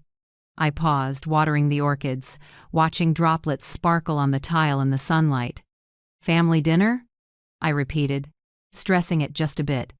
Yes, Mom. Simple. Family gathered, chatting, dinner. I want people to see you're healthy and happy. To show everyone the Langston family is close. The Langston family, she said it like a brand, not a home. I was quiet for a few seconds, then smiled. All right, Naomi. If it's a family dinner, I'll be there. I heard a small sigh of relief on the other end. Great, Mom. I'll have a pro crew come by. Tomorrow night, 6 p.m. When she hung up, I checked the time. The performance was about to begin. The next evening, I arrived at Evans on the dot. The house glowed. The table was dressed to the nines, white cloth, red roses in the center, scented candles on both sides. A small crew set up lights and checked the angles. Naomi stood in the middle in a cream silk dress, her face flawless like it had been polished by an invisible filter. Mom, you're here. You look wonderful. She slipped an arm around my shoulders like we were the dearest pair. The expensive perfume in the air was sweet and suffocating. Evan was there too, neatly dressed, smiling the exact smile of a dutiful son. Mom, this is just for fun. Don't be nervous. I smiled gently. I'm not. It's interesting, my daughter-in-law is a director now. Naomi laughed, but a cold flicker passed through her eyes. Filming started. Lights bright, lenses sweeping across our faces. Naomi's voice went high and honey-sweet. "Hi everyone, tonight our Langston family is having a special dinner with our lovely mother-in-law B." She turned to me, her smile dazzling as stage lights. "Mom, say a few words to the audience." I looked into the camera, smiling kindly, and spoke slowly. "I just hope my children are happy, live with integrity, and remember that love should never be turned into a tool." Naomi clapped and nodded, but her eyes were wary. All night I ate lightly, spoke just enough, and played the sweet mom role she wanted. When the director said, "Cut," the crew packed up. Naomi walked them out, and I stayed, quietly folding my napkin. A moment later she came back and gently closed the door. No more cameras, no more audience, just her and me. Her voice changed, completely cold enough that I could see the line between nice daughter-in-law and predator. "Mom, if you sign the transfer, tonight's video will be my gift to you." A beautiful, warm image for people to remember. I lifted my eyes, calm. "And if I every 7 is off, don't sign?" Naomi stepped closer, bracing her hands on the table, her words like knives. "Then you'll lose everything. The house, the money, your reputation. You have no idea, you old woman, just a few more videos, and this whole city will think you're truly gone." I said nothing, just watched her. She looked stunning, stunning in a dangerous way, sharp, cold, arrogant. I smiled lightly, a wave moving under the surface. "No, Naomi. You'll be the one who loses." She frowned. "What do you mean?" I stood slowly, folded the napkin, and set it on the table. "You know, some people never learn that every show needs an audience. But if the audience switches sides, the stage collapses." Naomi gave a thin laugh, pretending not to care, but doubt flashed in her eyes. "You're being dramatic." "I'm only trying to help you." I didn't answer. I simply smiled and picked up my purse. "Thank you for dinner. And thank you for inviting me to the video. I'm sure it'll get a lot of views." She scowled. "What's that supposed to mean?" "You'll see," I said, and walked out. On the drive home, night air slipped through the crack in the window, carrying the smell of damp leaves and mist. My hand brushed the tiny recorder sewn into my purse lining. From the first minute of filming to Naomi's, "If you don't sign, you'll lose everything," it had captured everything clear as day. I put on my headphones to check. Naomi's voice filled the quiet car, flat and cold. "You'll lose everything." Then mine, soft but firm. "No, you will." I stopped the file and saved it to a folder labeled Proof 4. Fake Vlog. My heartbeat was steady. No longer the tremor of a victim, this was the rhythm of someone in control. The next morning, I met Floyd at his office. He listened to the recording, paused a few seconds, then let out a small, impressed laugh. "I can't believe how calm you were." I sipped my tea. "If I get angry, they think I'm weak. I choose silence. Silence scares them more." Floyd nodded. "Good. This is textbook coercion." "You didn't just protect yourself. B, you let them paint their own villain portrait." He looked at me, gentle but firm. "How do you want to use it?" I smiled. "Not yet. I'll let Naomi post her video. When the time's right, I'll repost it with the behind-the-scenes she didn't know existed." That afternoon, I went home, opened Harold's USB, and looked at his face in the last clip. "If they try to take what's yours, use it." I spoke to him through the screen. "They're knocking on the door, love. All I have to do is press play." Then I opened my laptop, launched the audio editor, and dropped Naomi's threat into the tail end of Family Dinner with Grandma. Her bright smile at the dinner table cut hard into her own cold voice. "If you don't sign, you'll lose everything." I hit save. New file name, Final Dinner, edit, MP4. I leaned back as the last light of the day warmed the desk. What I felt wasn't glee, it was peace. Harold had protected me with the USB. Now it was my turn to protect myself with the truth. That night, I sat in front of the mirror, looking at my reflection, older, tired, but with eyes that were bright, deep, and clear. I whispered, like a vow, "This time I'll be the one who turns on the mic last." On Monday morning, I arrived at Floyd's office earlier than usual. The rain had just stopped, and soft silver light filtered through the big window, giving the room a smoky sheen. The smell of fresh coffee mingled with old wood and paper, the scent of legal battles fought here before. Floyd was waiting. When I walked in, he stood and smiled lightly. "I take it you didn't sleep." I set my bag on the desk and laid everything out. Harold's silver USB, the backup drive with the edited video, and 2 thick folders, recordings, screenshots, document copies, all the evidence Naomi and Evan had handed us themselves. "I brought everything," I said evenly. "Every single thing they did, every word." Floyd plugged in the USB. A tiny green light blinked. He reviewed, flipped through, listened to Naomi threaten me, then looked up, his expression turning grave. "B, this is a legal goldmine. We have enough to charge elder abuse, coercion, and financial fraud. If you want, both of them could be facing prison." I was quiet for a few beats. The words "facing prison" made me shiver, not from fear, but from sadness. Evan is still my son. Then I remembered Harold. Remembered his words on the video. "If they take what's yours, use the truth." I lifted my head and spoke slowly. "We'll do it, Floyd, but not just for payback. I want justice to come, clean. I want the world to see the truth straight from their own mouths." Floyd nodded, his eyes full of respect. "So, we're on the same page. I have a plan." He spread a blank sheet of paper across the desk and drew a small diagram, numbering each step. "Step 1. I'll file a temporary civil claim, not public yet, just enough to freeze your current assets so they can't sell or transfer anything. Step 2. We'll prepare for the official reading of Harold's original will at the courthouse. Invite legal representatives, the media, and Evan's attorney. Everything must be recorded. Step 3. You'll appear as if you still trust your son and read the transfer document they forced you to sign. During that moment, they'll expose themselves." I looked at him and smiled. "You want me to pretend to be weak again?" "No," Floyd replied, his voice low but steady. "Not weak trusting. You'll make them believe they've won, right before they destroy themselves." I leaned back in my chair and exhaled. "Fair enough. They've always thought I was foolish. Now I'll just let them prove it."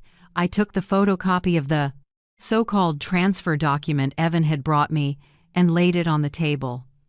The black print, no dates, no witnesses, still sent chills through me every time I looked at it. "I want to read this one last time in front of them." Floyd frowned. "You mean in public?" "Yes. I want them to hear it, to believe I'm handing everything over. And when they sign their confirmation, the recordings, the video, and Harold's USB will speak for themselves. At that point, they'll confess on their own." Floyd was silent for a few seconds, then smiled the smile of a man who'd seen arrogance collapse many times before. "You'll make them confess with their own mouths." "Perfect." He stood, poured another cup of coffee, and said, "I'll handle all the recording equipment. Also, I'd like to bring in a second attorney, a specialist in elder law. Her name's Marla Henderson. I think you'll like her." "What will she do?" I asked. "She'll observe, take notes, and serve as a witness if this goes to court. Neutral, so no one will suspect a thing." I nodded. Everything was moving into place, smooth, precise, like one of the chess games Harold used to teach me.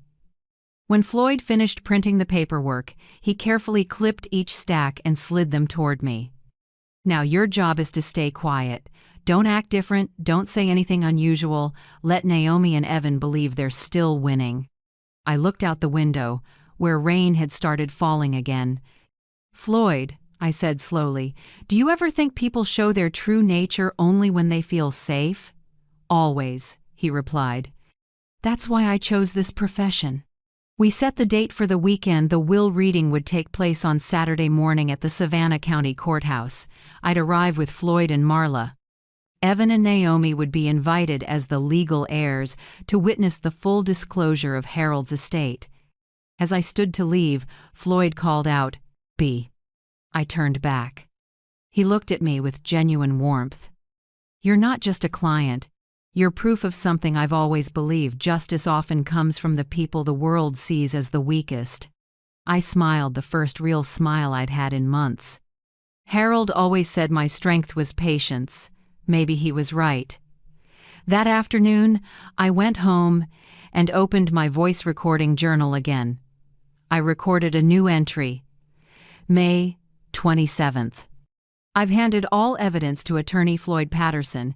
He confirmed, enough to prosecute for elder abuse and financial fraud. We'll present Harold's original will on Saturday. I'll read the transfer one last time so they think they've won, but that moment will be their confession. Everything is ready. I stopped recording and looked around the room. On the shelf, the music box sat still. The USB had been returned to Floyd, and Harold's photo was there, smiling, gentle-eyed. I whispered, as if he could still hear me.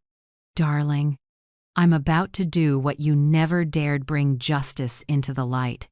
The next 3 days, I lived slowly, as if everything were normal. Naomi kept calling, her voice sweet as syrup. "Mom, remember to dress nicely this weekend. We're taking you out to lunch." I answered, "Of course. I also have something I want to show you both." After hanging up, I looked out the window. Sunset stretched across the wet street like a mirror. A calm washed over me, the kind that comes when fear no longer has a place to hide. The next morning, Floyd texted me a short message. "Cameras, witness, and Marla are ready. Let them perform, B." I read it and nodded. In my mind, I heard Harold's voice, warm, steady. "You're stronger than you think, B." I smiled. And I knew the reckoning had already begun, not in court, but in the hearts of those who thought they'd won. Saturday arrived. It was also Evan's 40th birthday.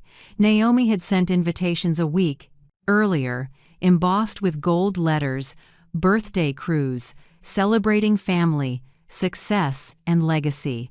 A fitting irony, since she had no idea that the word legacy was about to become her worst nightmare. That morning, I wore the navy silk dress Harold once gave me, high collar, perfectly tailored. I pinned the silver bird brooch he'd gifted me just before he died. When I looked in the mirror, I saw a different woman, not the frail mother they pitied, but someone calmly preparing for Judgment Day. Floyd called at 8 a.m. "Everything's set. Once you text begin, I'll release the official statement. The LED screens on the yacht will automatically stream the live feed from the local news network." I smiled. "Perfect. Let them blow out their candles in the light of justice." The yacht, Savannah Pearl, was docked at the river pier, its lights sparkling on the water like 1,000 diamonds. As I stepped aboard, jazz music floated through the air, mingled with laughter and clinking glasses. The guests were all of Evan and Naomi's wealthy friends, business people, investors, influencers.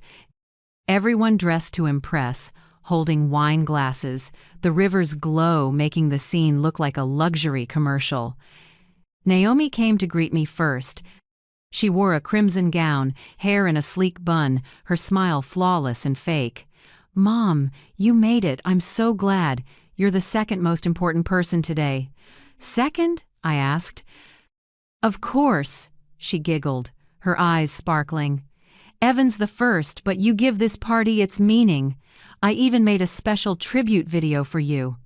I smiled gently. "How touching, Naomi. You always know how to surprise people." She didn't know the real surprise was sitting quietly inside my phone. Evan appeared next, in a smoky gray suit, looking radiant. "Mom, I'm glad you came. Things are better now, right?" "They are, son," I said warmly. "Today's special. Let's not talk about the past. Let's just celebrate." He sighed in relief, as if I'd forgiven him. Holding Naomi's hand, he turned to introduce me to his friends. "This is my mother, the woman who taught me everything about patience and responsibility." Applause rippled through the crowd. The live stream cameras panned across my face. Naomi smiled sweetly for the lens, then looked straight at me with that smug glint, certain she owned the board. I simply raised my glass and said, "Happy birthday, Evan." The party began. The yacht drifted off the dock, gliding through golden evening light. Naomi directed the film crew, every camera angle perfectly staged, white linens, a 5-tier cake, crystal flutes of champagne. A cameraman leaned toward me. "Would you like to say a few words for your son, Mrs. Langston?" I turned to the lens, smiling softly. "I just want to say, a mother is truly happy when her son learns that honesty is the greatest gift a parent can leave behind." Naomi froze for half a second, then clapped to drown out the tension. "So touching, Mom! Everyone heard that? That's why I love her so much." Evan raised his glass high. "To Mom, the strongest woman I know." Cheers erupted, glasses clinked, music swelled again. I looked at the clock. 7:17 m, right on cue. I pulled out my phone, typed 2 words, "Begin now," then hit send. Within minutes, the music cut out. A technician rushed over to whisper something to Naomi. She frowned. "What's going on?" "Why did the main screen just turn on?" Everyone turned toward the massive display mounted mid-deck where the family dinner with Grandma video had been playing earlier. Now, against a solemn musical score, bold red text appeared. "Breaking news. Savannah County Court confirms validity of Harold Langston's original will." A reporter's voice came through the speakers. According to official sources, the original will, signed by the late businessman Harold Langston on March 12, 2018, names Mrs. Beatrice Langston as the sole legal heir. All assets, including company shares, real estate, and offshore accounts, are under her rightful ownership. A murmur spread through the deck. Some guests glanced around in confusion, while the live stream cameras kept rolling, capturing every stunned face. Naomi froze.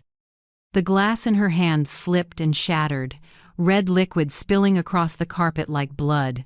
Her face went white, her eyes wide, her mouth trembling. "No, that was supposed to be void."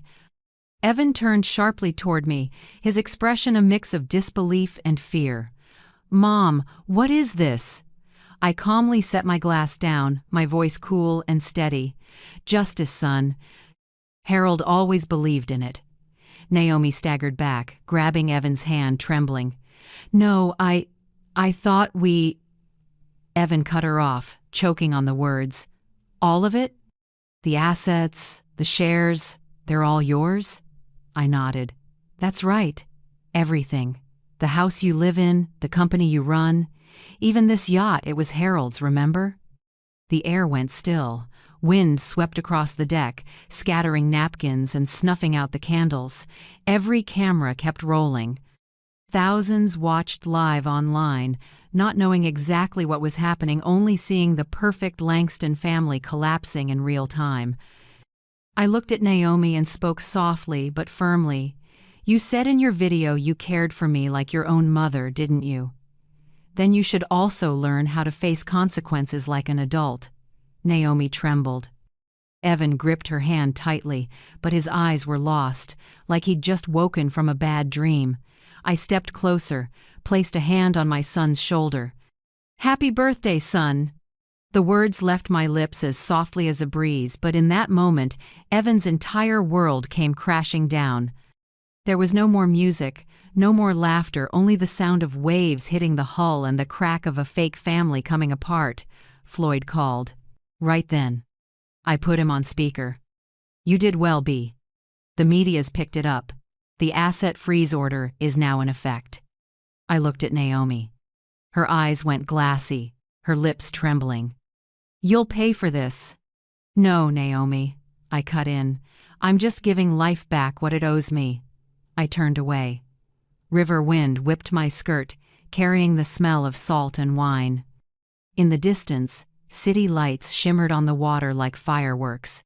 And I knew, somewhere, Harold was smiling.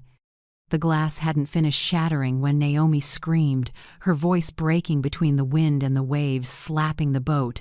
"No! No way! This is a setup! She staged all of it!" The live stream cameras were still on. Phone lights from the guests washed over. Naomi's face powder smudged. Mascara streaked as she kept yelling, "Turn it off! Turn it all off!" Evan slammed his hand on the table, then suddenly hurled a chair toward the rail. A sharp crack rang out, and someone in the crowd screamed. "That's enough, Evan," I said, still calm. "The more you fight it, the clearer it gets for everyone." He whipped toward me, eyes bloodshot with rage. "You ruined my life." I looked straight at him. "No, son. You did that a long time ago. Today is just the day the truth came out." The air on deck felt like it might break. Naomi crumpled to the floor, head in her hands, tears mixing with makeup. "All because of you. You always have to be right. You don't love us." I walked over slowly and leaned down. "Naomi, I did love you. I used to, but loving someone doesn't mean letting them destroy your dignity." She looked up, eyes empty, then lowered her head again, shaking. Evan stood frozen, breathing hard, while the guests began to leave in silence, one by one. I left the yacht at 8:15 p.m. A light drizzle had started, cool drops tapping my hand. Behind me, Naomi's voice still carried on the wind sobs. Shouts then went quiet. I crossed the gangway without looking back. Floyd was waiting in the car. He opened the door, voice steady. "Harbor police are on their way. Everything on the yacht is recorded live stream, security cameras and witnesses. You're covered." I sat down, pulled my coat closed, and let out a long breath. "I'm not worried, Floyd. I'm just sad. No one wins in this. Not even me." He said nothing. We stayed quiet as the car pulled away from the pier. 3 days later, the story was everywhere in the local news. The Savannah Chronicle ran a front-page headline, "Langston couple under investigation for elder abuse and financial fraud." The article laid it out.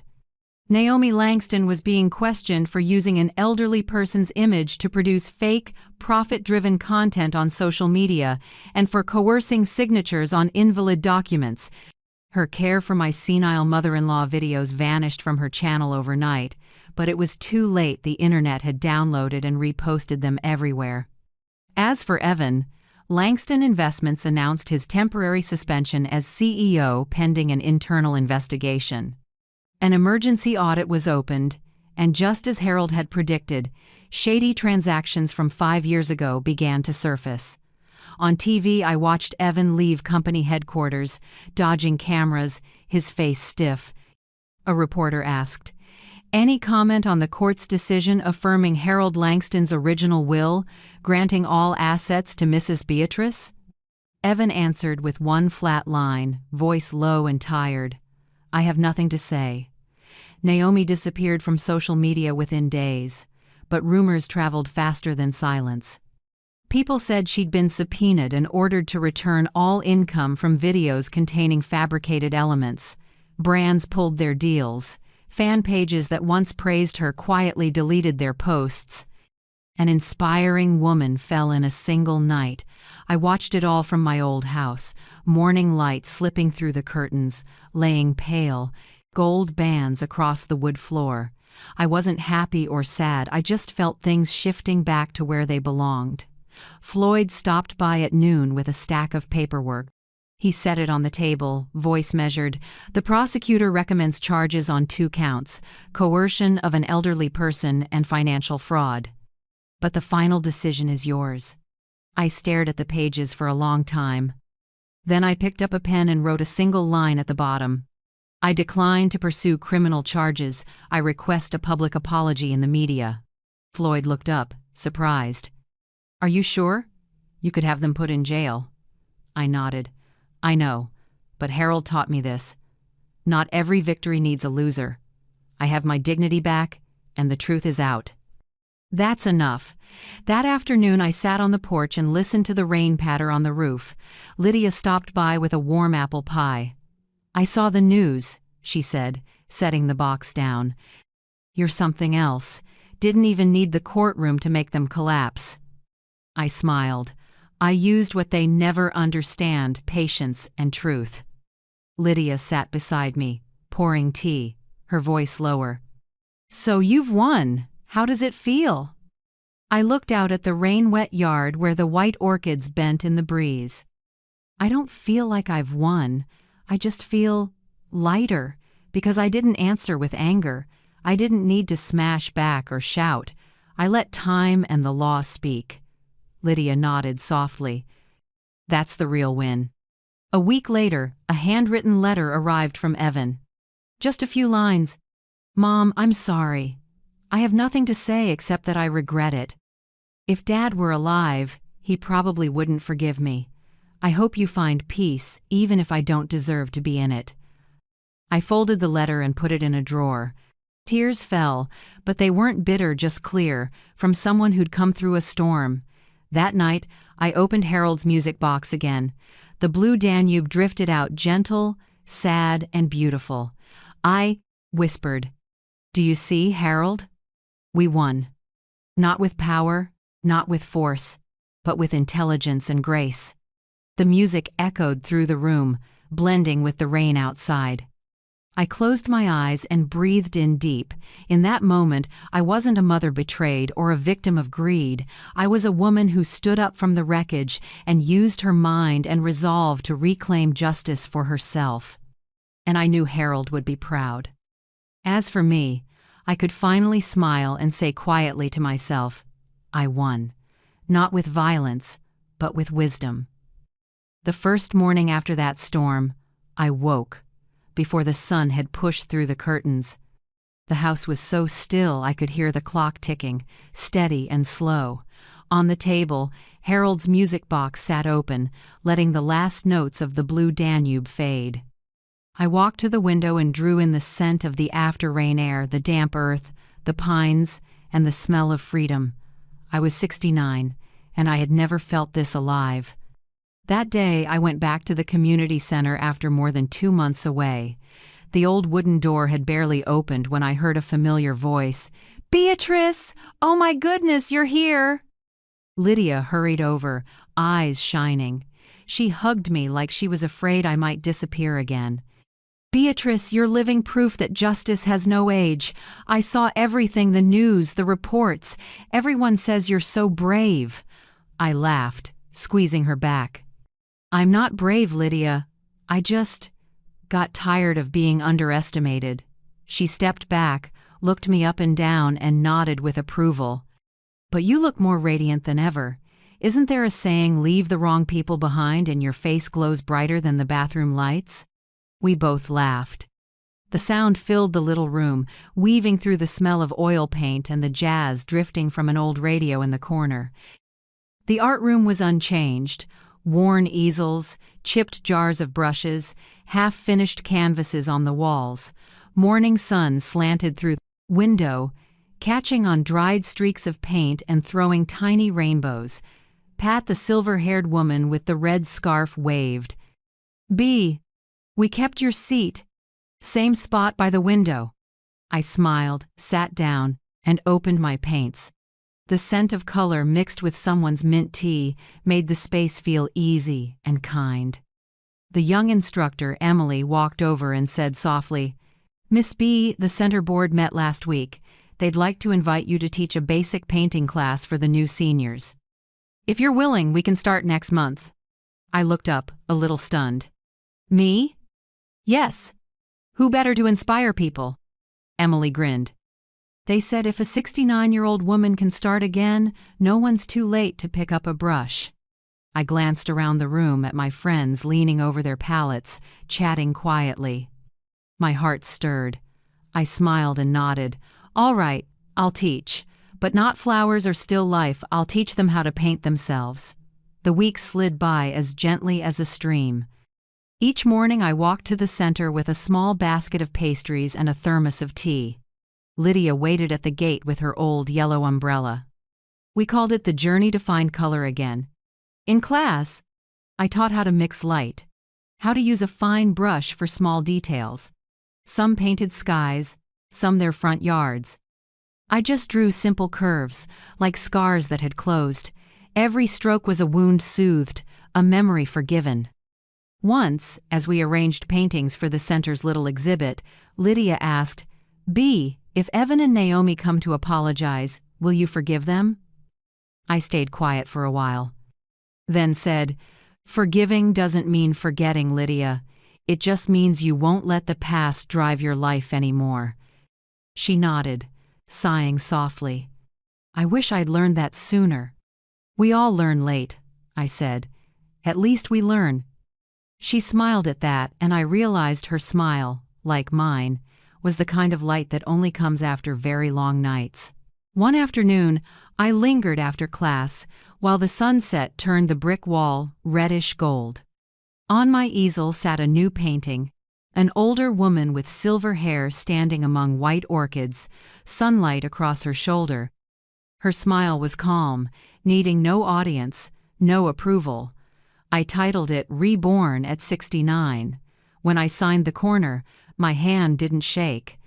I knew the lines were more than color, they were proof I could still create, still live, still begin again. That evening I got home late. Moonlight lay across the wooden steps, crickets singing in the yard. I brewed chamomile tea and opened the window. Cool air drifted in with the smell of earth and rustling leaves. On the table, Harold's music box waited silent, but ready to sing at the lightest touch. I whispered, "Harold, do you see? I'm still here, still painting, still smiling, still living." I smiled, laid a hand over my heart, and felt my pulse steady and strong. At 69, I no longer dream of distant things. All I wish for each morning is sunlight streaming through the window, a warm cup of tea, and the laughter of my friends at the community center. Because, as it turns out, true happiness doesn't come from holding on, it comes from knowing when to let go, so the soul can breathe and kindness can bloom.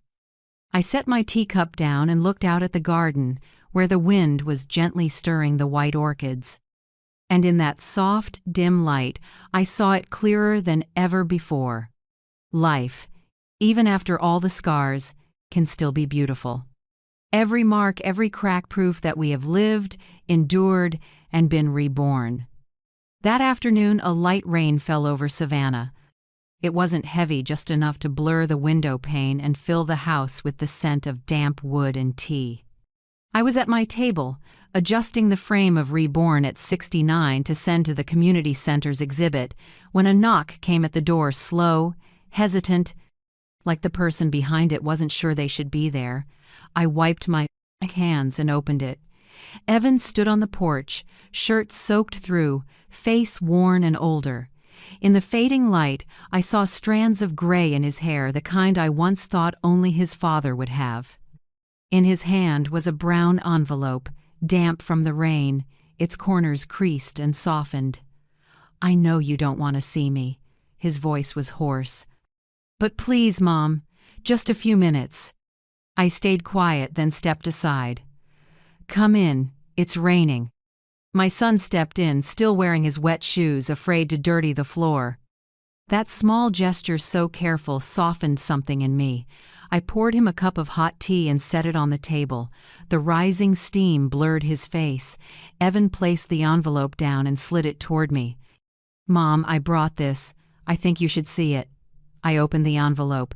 Inside were a few old photos, the ones I thought had been lost when Harold was still alive. Evan at 10 years old, standing on Tybee Beach, his small hand gripping his father's, both smiling, the sunlight glinting off the waves behind them.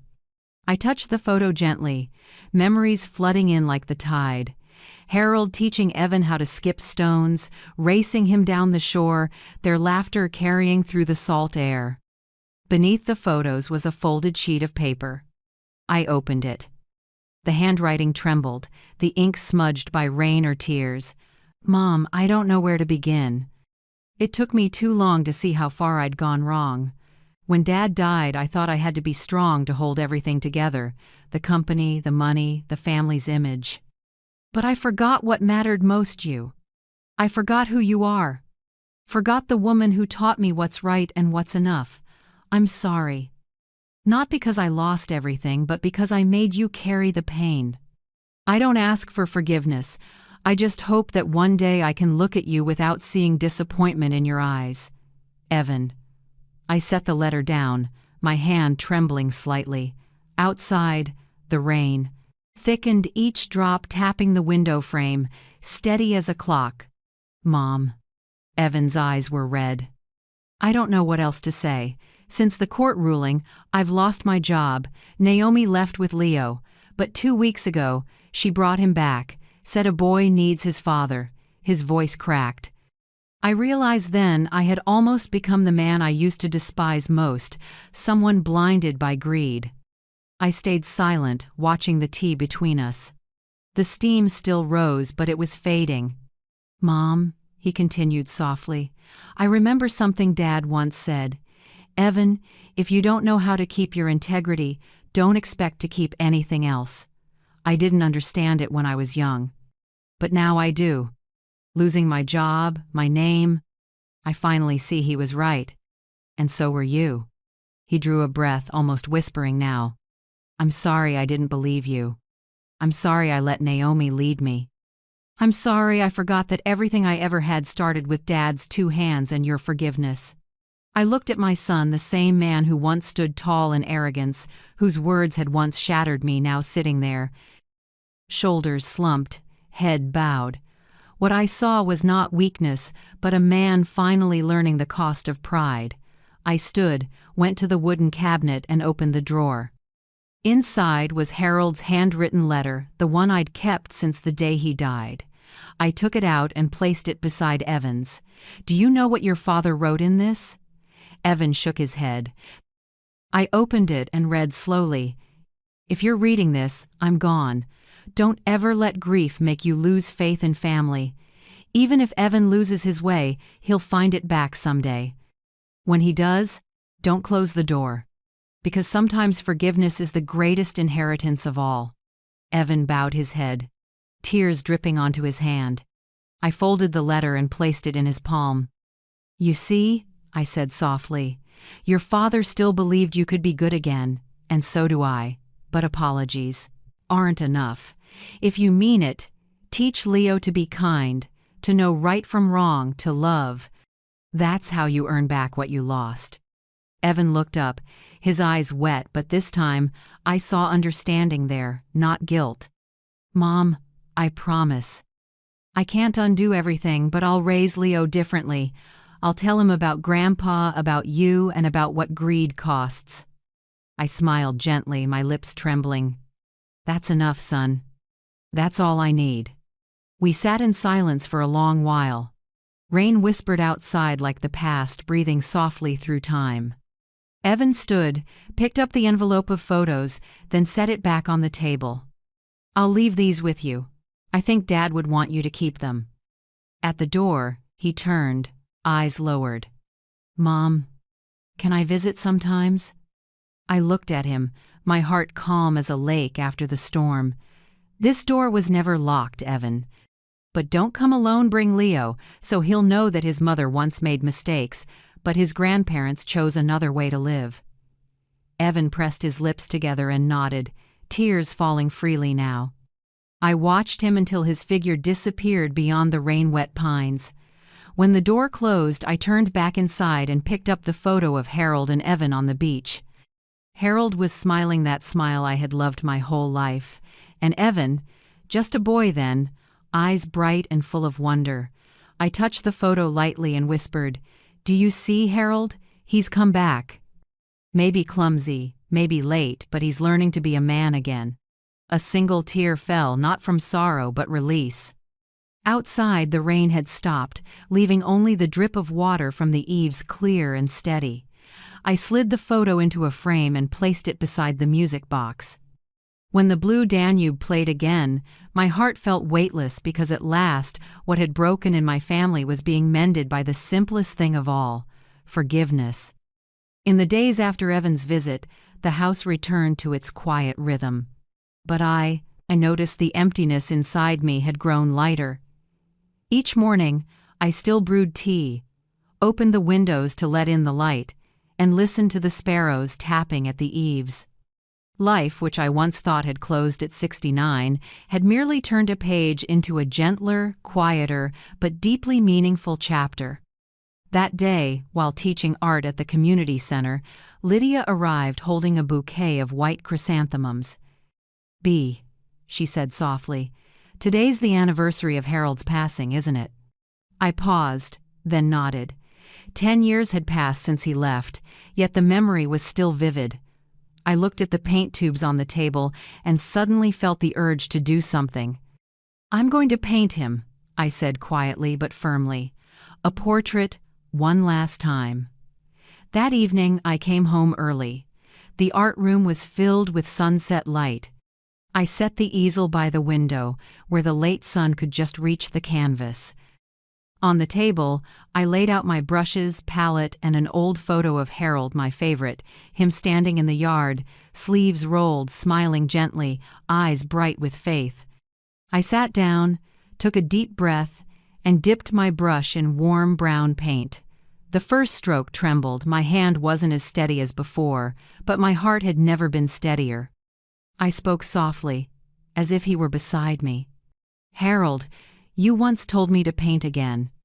For years, I painted to forget. Today, I paint to remember."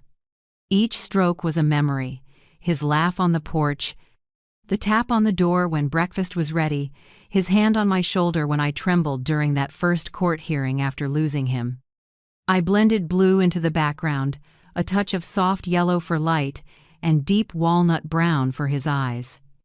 Harold's gaze slowly appeared gentle, calm, forgiving. My chest tightened, but not with pain, only warmth, as if he was standing just behind me, watching every stroke. When Lydia arrived, I was still at the easel, silver hair falling over my shoulders. She stood there for a long moment, then breathed, "B, it's the most beautiful painting I've ever seen. Not because of technique, but because it's alive." I smiled, set my brush down, and looked at the portrait once more. In it, Harold stood slightly turned, light behind him casting a faint halo around his frame. I had already given it a title, "The Man Behind Justice." Because to me, Harold wasn't just a husband, he was the solid ground beneath my feet, the one who stood behind me whenever I faced the world's darkness.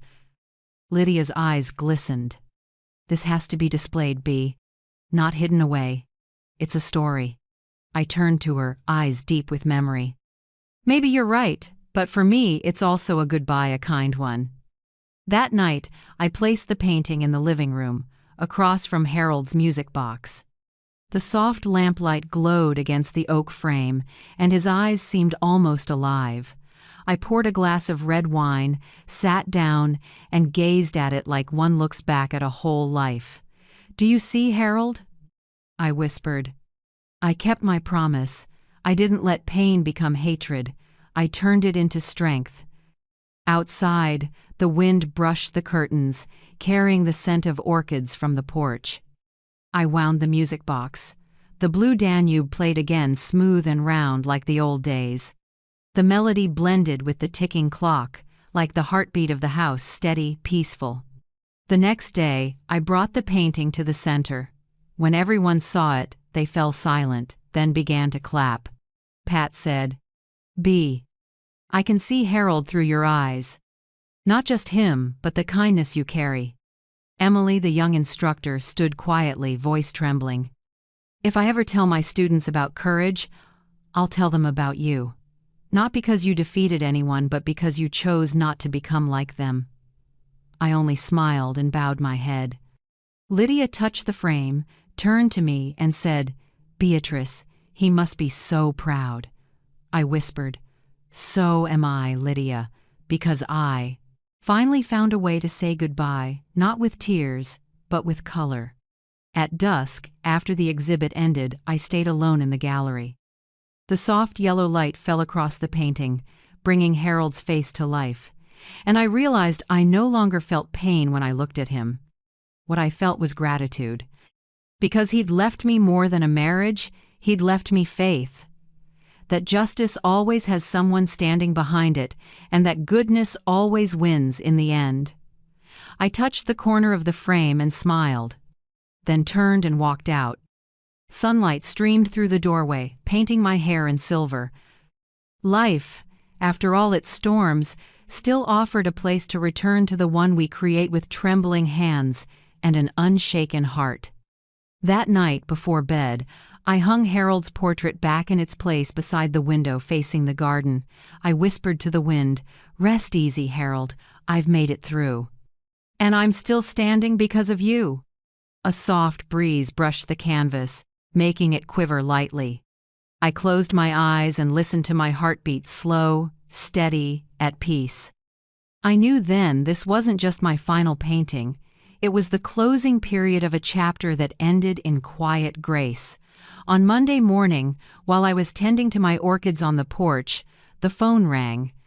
A woman's voice came through, gentle yet full of energy. "Hello, Mrs. Beatrice Langston. This is Michelle from Savannah Local News. The community center told us about you, the woman who teaches art and just held the exhibit The Man Behind Justice. Would you be willing to join us for an interview? We're producing a feature on elder abuse." I froze for a second. The word abuse still made my heart tighten. I looked toward Harold's portrait hanging in the living room, sunlight glinting off the oak frame. "All right," I said, my voice calm but firm. "If my story can help someone else stand up, I'll do it." 2 days later, the film crew came to my house. The small living room had been neatly arranged, soft lights falling on Harold's portrait behind me.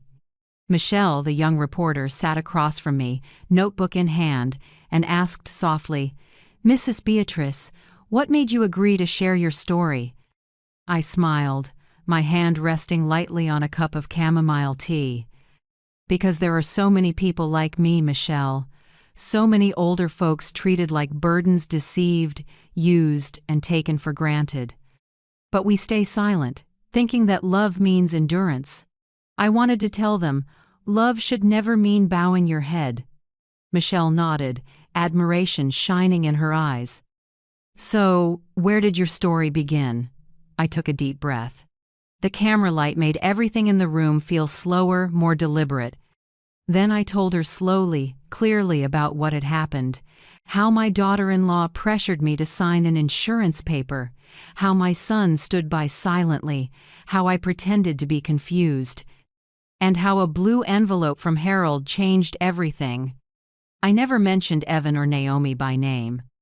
I only said, "It's the story of a mother once dismissed by the people she loved most until she realized she didn't need to be weak to be loved." When the feature aired, I never expected it to reach so many people. At first, it was just an 8-minute segment titled "The Woman Who Wouldn't Bow," a story of courage at 69. Michelle stood before the camera, her voice warm and steady.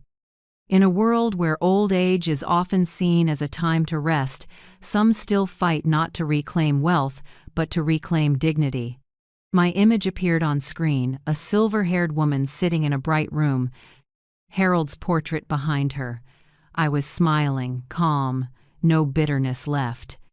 I remembered the final question of the interview. If you could send a message to older people facing injustice, what would it be? And I had answered, with all my conviction, "Don't let anyone tell you you're too old to start again. Age isn't the end of a great story. It's a chapter you have the right to rewrite with courage." Within 2 days of airing, the TV station was flooded with messages and letters. A woman from North Carolina wrote, "Mrs. Beatrice, I watched your story with my mother." She cried, then called me over to hug her. "Thank you for helping us understand each other again." A man from Texas emailed, "I once signed over my house to my son without reading the papers. Now I've hired a lawyer to review them." Thank you for giving me back my courage. And children ones I'd never met sent drawings of an old woman with silver hair holding a paintbrush standing before a glowing painting. One little girl had scribbled beneath her drawing, "Grandma B fights with kindness." I sat for a long time staring at those words. Harold once told me, "You'll never win with resentment." Now I finally understood he was right. A week later, Michelle called again. "Mrs. B, did you know? Your story's gone statewide. The network's calling you Grandma of Justice." I laughed, nearly spilling my tea. Grandma of Justice? Oh dear, that sounds like a movie character. Michelle chuckled over the phone. It's true, though. People aren't just admiring you for winning, they admire you for not seeking revenge. They say you make them believe goodness still exists. I paused for a moment, then replied, "If that's true, then I'm only keeping alive the flame Harold once lit. I'm just the one making sure it doesn't go out."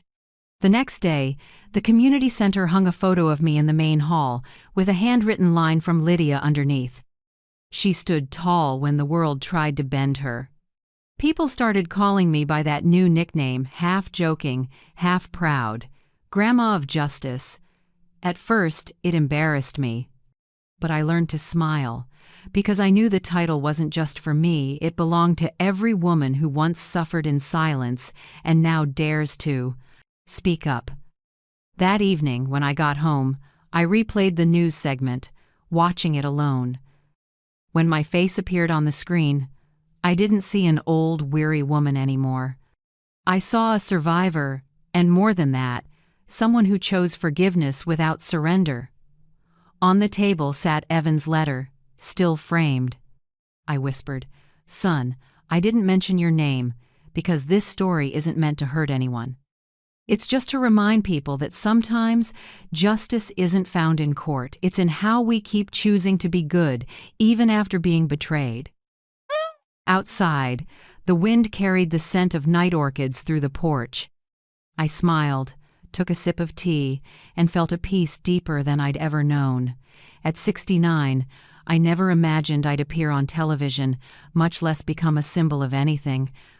But sometimes, all it takes is one person refusing to bow, and the whole world has to look up. One early April morning, as the orchids in my garden began to bloom, I received a pale yellow envelope. In the upper left corner was a familiar handwritten line that made my heart tighten. "For Mrs. Beatrice Langston, private." I held it, caught between curiosity and fear. For 10 years, every time I saw Floyd Patterson's handwriting, I thought of Harold. Floyd had been our family's attorney and the only person Harold trusted besides me. When I opened the door, Floyd was standing on the porch, wearing his old fedora. He still moved with that slow, steady calm, but his eyes carried something new emotion he couldn't hide. "Hello, Mrs. B," he said softly. "I was sorting Harold's old files in storage. There's a letter he left marked, 'To be delivered only when Beatrice has overcome everything.' I think, now is that time." I froze. Overcome everything.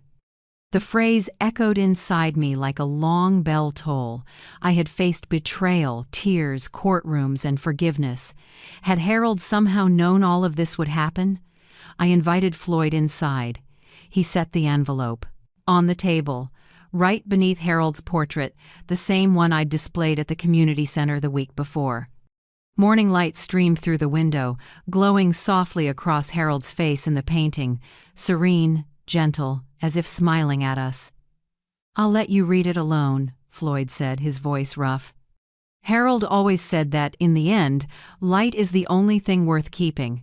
He left, and I was alone with the faded yellow envelope.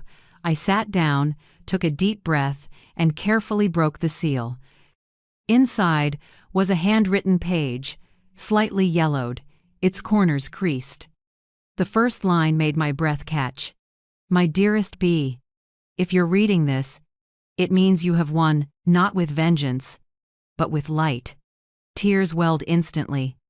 "I know life will test you more times than you imagine, not through loss, but through betrayal. Don't be afraid, Bee. People can only betray us because we once trusted them, and that trust is the most beautiful part of you. If someday Evan hurts you, remember I never truly left. I made sure you'd have enough proof not just to win, but to stay yourself. I don't want you to seek revenge. I want you to stand tall, head high, and let justice speak for us.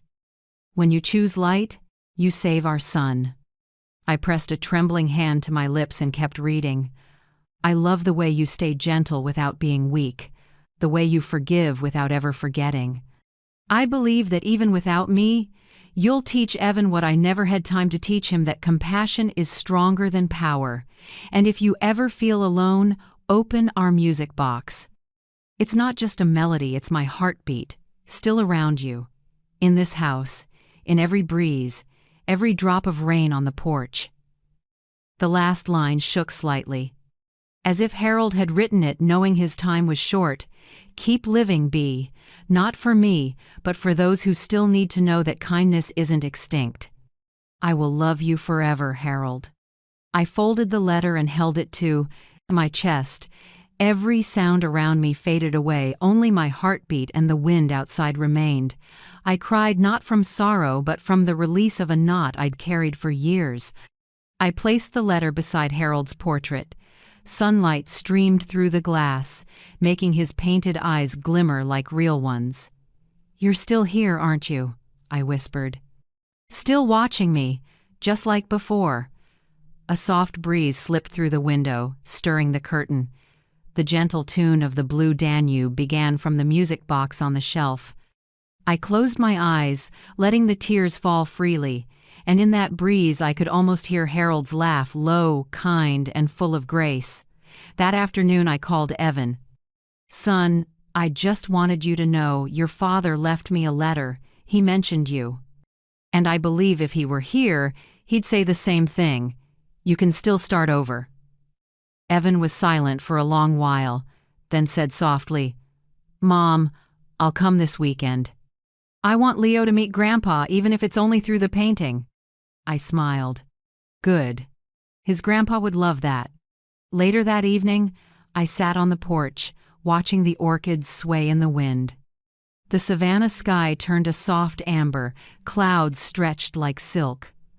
On the table, Harold's letter lay open, its words glowing in the fading light. I read the first line again. "If you're reading this, it means you have won, not with vengeance, but with light." I smiled. Yes, I had won. Not because I was richer, stronger, or celebrated on television, but because I had kept the most precious thing of all, the unbroken heart of someone who still knew how to love. The evening breeze brushed my hair. I looked toward the window where Harold's portrait stood, bathed in sunset. His smile seemed to fill the whole room. "Thank you, Harold," I whispered, "for teaching me that justice isn't about striking back, it's about living better than those who hurt you." I folded the letter, placed it on the wooden frame, and went to make tea. In the wind, I could almost hear a voice, soft, distant, but clear. "I'm still here, Bee." I turned toward the porch and smiled. The last light of the day touched the portrait's frame, and I knew though he'd been gone 10 years, his love still lived in every peaceful breath I had left. A year passed since the day I received Harold's final letter. Time, the quietest teacher, had gently healed even the deepest wounds. I no longer lived in the Langston estate. I sold it, the house heavy with memories and tears, and bought a small apartment by Forsyth Lake. Just 2 rooms, a tiny balcony, and a view of the water shimmering in the afternoon light. I hung white curtains, placed orchids by the window, and every morning when sunlight poured in, I felt weightless. No more echoing footsteps on the wooden floors, no old clocks ticking through the night.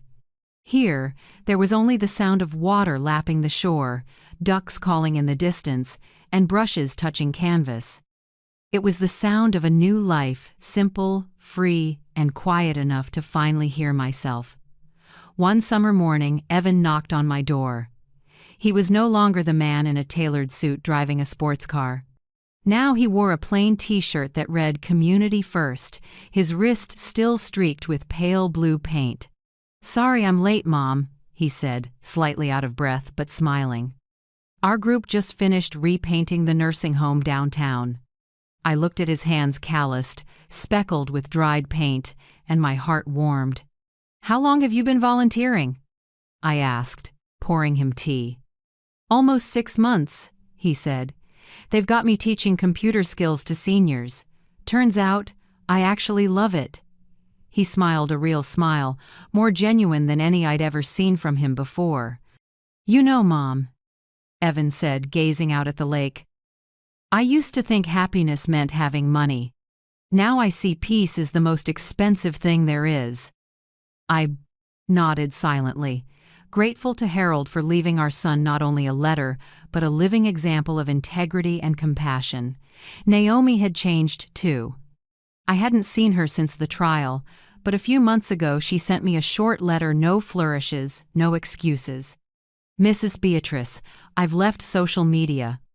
I started learning how to bake and took a part-time job at a small coffee shop near my place. I know I was wrong, and I'm not asking for forgiveness, just a bit of peace like you have." When I finished reading, I didn't feel anger or bitterness. I simply smiled. Because sometimes, peace doesn't come from seeing someone pay for what they've done, but from knowing they truly understand what they've lost. I, too, began a new chapter of my own. After the broadcast of "The Woman Who Wouldn't Bow," letters poured in from women, men, the young and the old. But one thought kept weighing on me: the elderly women who were deceived by their own families, losing their homes, their rights, and their dignity without knowing where to turn for help. One evening, while looking at Harold's old envelope, the idea came into focus. I decided to establish the Harold Langston Foundation, a legal and emotional support fund for older women whose assets had been taken from them. Floyd helped me prepare the paperwork, while Lydia and our art group at the community center volunteered as secretaries, communications staff, and event organizers for small fundraisers.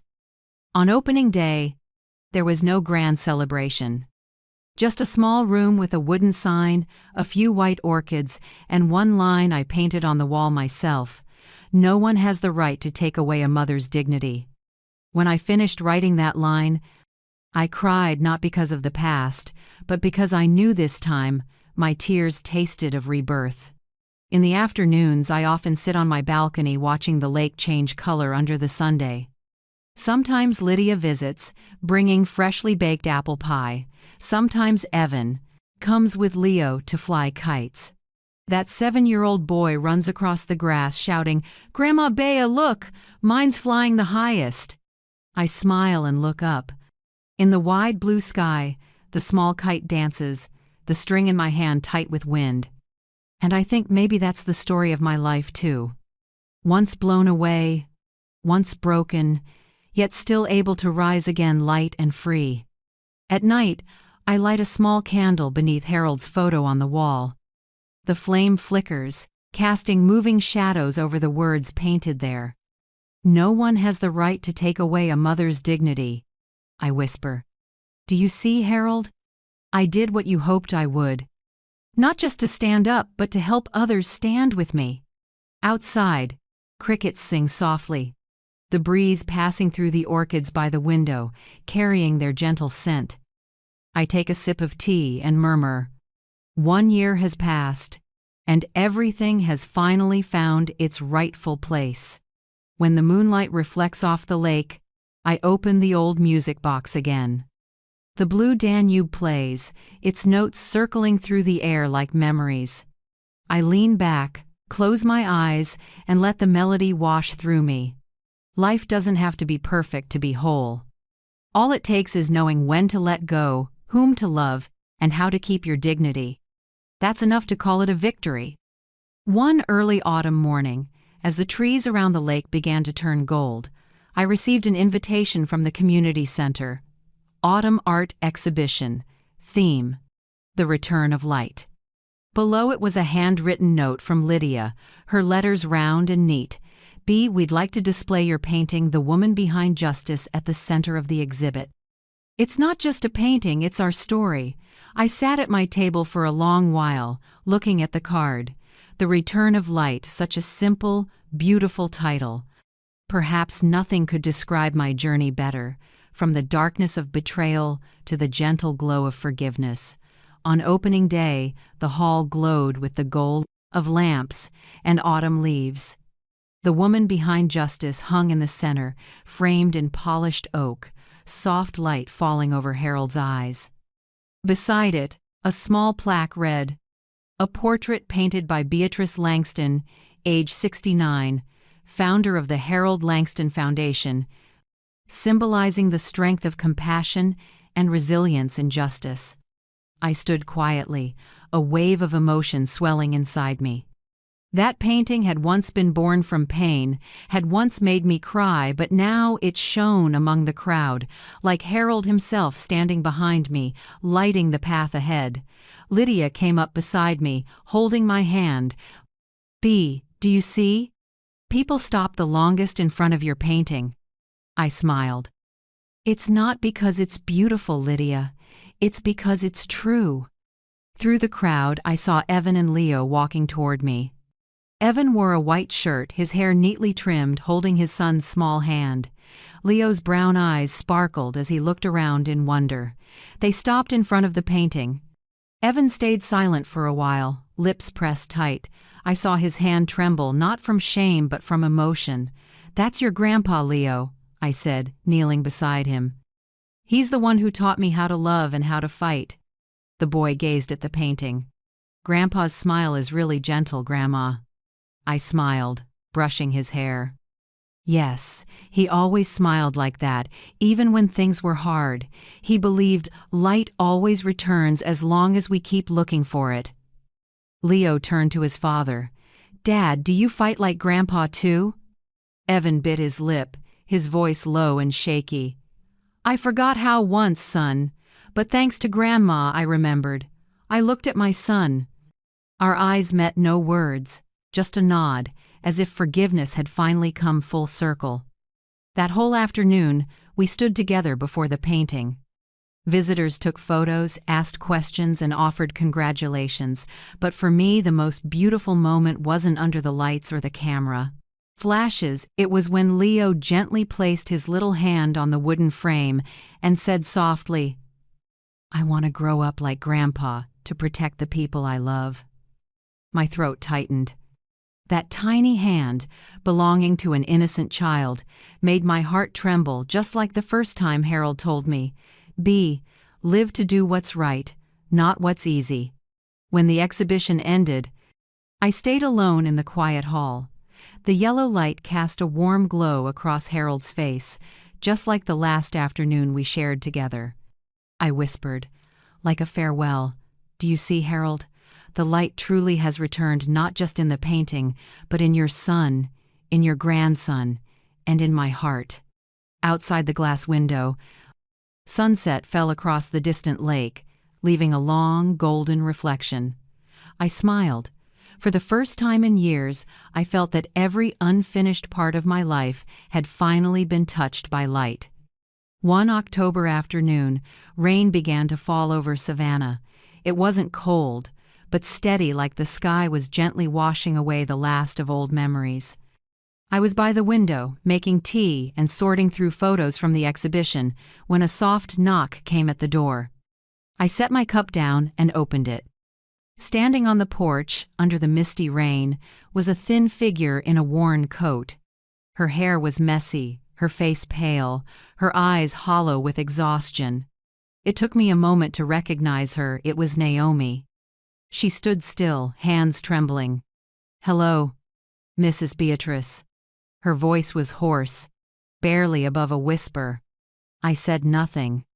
Rain slid down my silver hair, while her face was streaked with both rain and tears, indistinguishable from each other.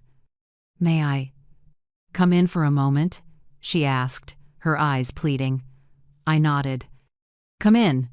The room was warm under soft light. Naomi stood near the doorway, hesitant to sit. I poured her tea, set it on the table, and sat across from her. She lifted the cup, but her hands shook so badly that tea spilled over the rim. I handed her a napkin. She wiped her hands, trembling, then spoke softly. "I'm sorry, Mrs. Beatrice. I know I don't deserve to be here, but I didn't know who else to talk to." I stayed silent and let her speak. Outside, the rain tapped gently on the roof like a metronome of memory. "I've lost everything," she said, her voice breaking. "After everything came out, my media company was blacklisted. No one would hire me. Friends disappeared. I worked as a maid in a motel, then helped at a bakery. And Leo? I only see him on weekends." She bowed her head, tears soaking into the tablecloth. "I used to think I had it all, that I was smart, sharper than everyone else. But I was the biggest fool of all. I didn't come to ask for forgiveness. I know after what I've done, that's too much. I just wanted to say, I truly regret it." I looked at the woman before me, the once glamorous daughter-in-law who flaunted expensive dresses and false smiles. Now she was just a small, broken woman, emptied of pride and tears.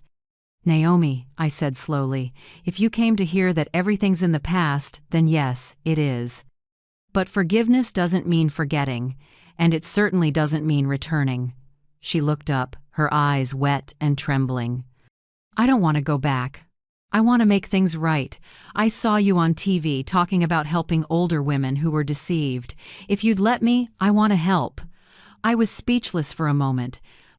Naomi, the woman who once measured everything by money, now wanted to help protect the elderly from abuse. Life truly has its own harsh ways of teaching. "I once made my own mother-in-law live like she had no rights," she said, her voice shaking. "Now I want to help women like her. Not so you'll forgive me, but so I can look in the mirror each morning without hating myself." I looked into her eyes, no arrogance left, only exhaustion and a desperate wish to start over. "You once had everything, Naomi, but you lost the most important thing: compassion. Forgiveness isn't about going back. It's about learning not to repeat." She broke down crying, her shoulders trembling. I didn't move to comfort her. I just placed my hand on the table, letting silence do the talking for both of us. After a long pause, Naomi lifted her head, her voice hoarse. "I understand. Thank you for still talking to me. I won't ask to stay. I just needed to say what's in my heart." I nodded. "You can come to the center anytime. Lydia always needs help with paperwork. But only if you truly want to help, not to be seen." She smiled through tears, a weak smile, but the most genuine I'd ever seen on her. "I promise, Mrs. Beatrice. I won't disappoint you again." When Naomi stood to leave, the rain had stopped. Soft evening light filtered through the window, glinting off the droplets still clinging to her hair. I walked her to the porch. She turned back and bowed deeply. "Thank you for still being good even when I wasn't." I replied quietly, "Good people aren't those who've never been hurt, Naomi. They're the ones who don't let pain turn them cruel." That sentence wasn't just for her, it was for all of us who've lived through loss. Which moment in this meeting touched you the most? Was it the apology, the tears, or the words, "Good people don't let pain turn them cruel"? Write a few thoughts in the comments below. I truly want to hear from you. Because maybe every parent understands this feeling. She wept, then turned and walked away. Her figure grew smaller under the fading light, disappearing down the rain-wet street, slow, solitary, yet somehow lighter. I stood there watching, no anger, no resentment left. Only a quiet ache, like seeing a wilted flower still trying to stand against the wind. I turned back inside, resting my hand on Harold's photo. "Do you see, Harold?" I whispered. Even Naomi has learned how to bow, but this time not to hurt anyone. Outside, the wind passed through the orchids, soft and warm, and in that moment, I understood sometimes forgiveness isn't the end, it's the beginning of awakening. A month after meeting Naomi, the morning sky over Savannah was crystal clear. Sunlight shimmered across the lake, spilling through the white curtains of my small apartment. On the table lay a folder stamped in red, "Official Registration, the Harold Langston Foundation." I touched the seal, feeling my heartbeat steady and strong. Everything that began as pain had now transformed into an act of light. Floyd, the old lawyer and dear friend who had once stood beside Harold, arrived earlier than planned.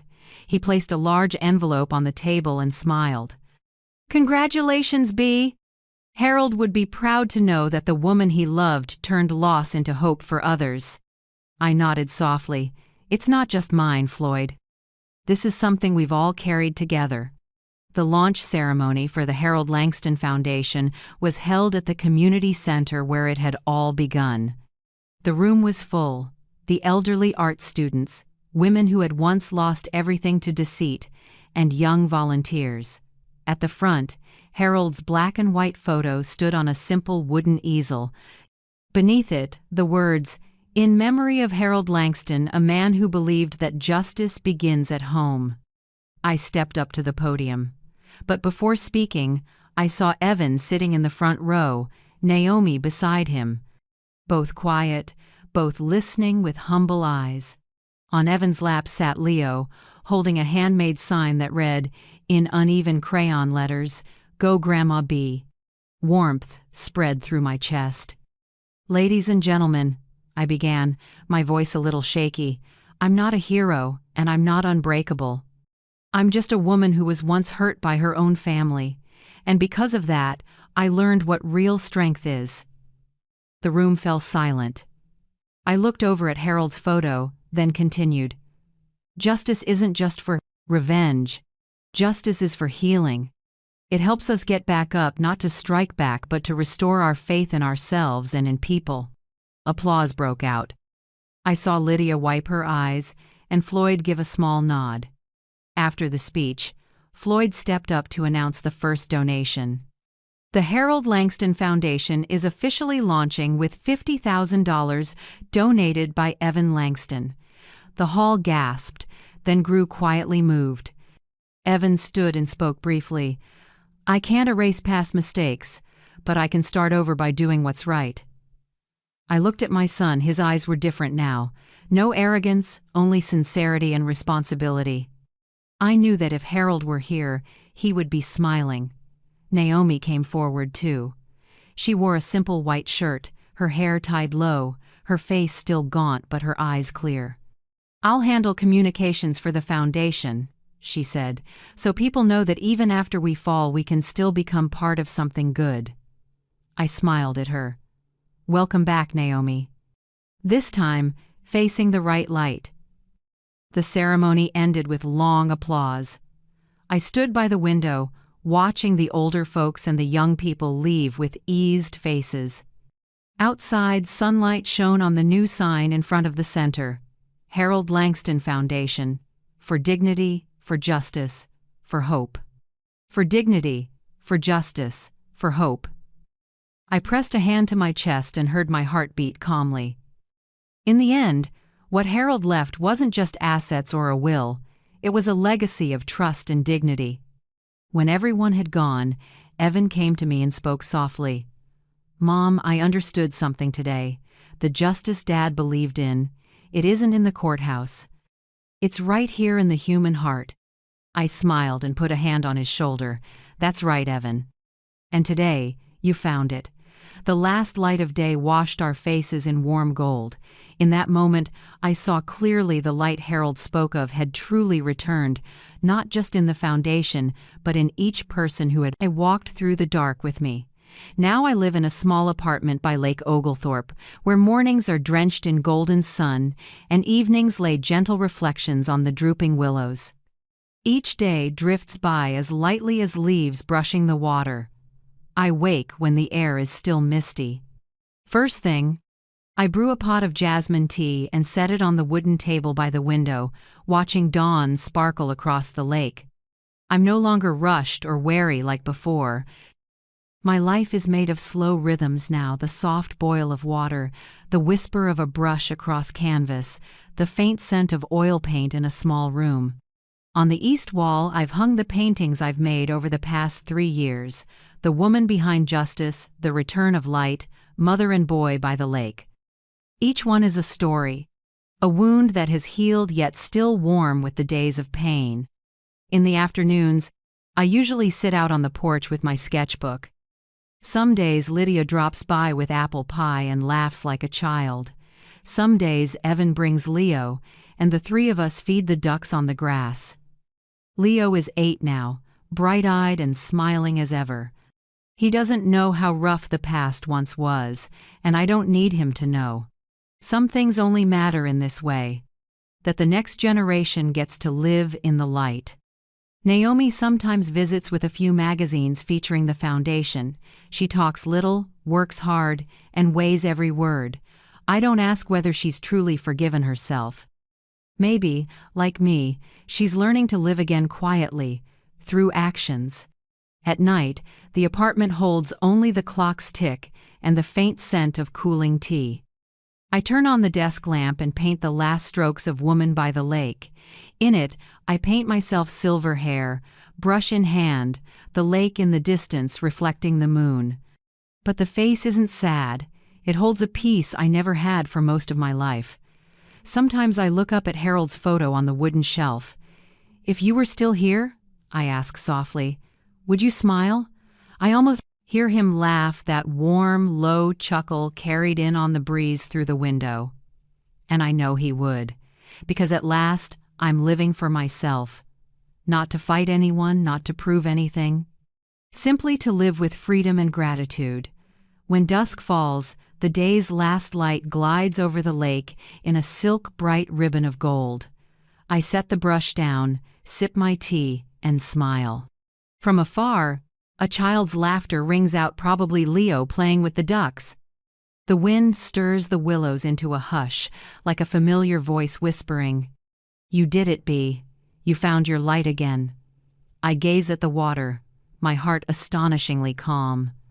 Life, it turns out, doesn't need noise or glory.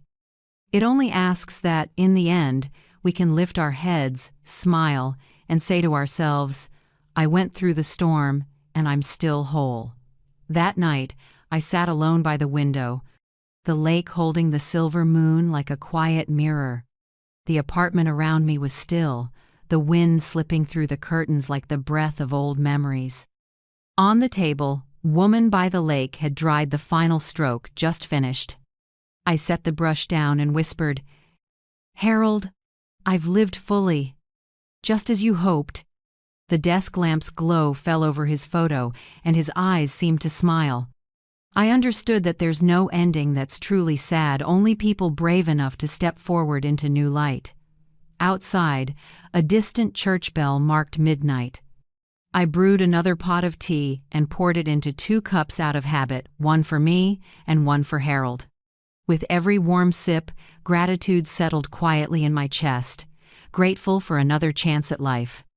Grateful for the wounds that taught me how to stand. Grateful even for those who hurt me, because through them, I learned the true worth of kindness. I'm not afraid of time anymore. Each morning I see my face in the mirror, lined with age, but peaceful in a way youth never knew. I live slowly, keep a journal, paint, and sometimes just sit and listen to the wind. Across the water. If anyone asks what makes me happiest at 69, I'll say, to live true to my heart and still believe in good. I close my sketchbook and look out the window once more. The breeze carries the scent of tea, of wood, and the gentle sound of this new life. I smile, knowing that somewhere, Harold is smiling too.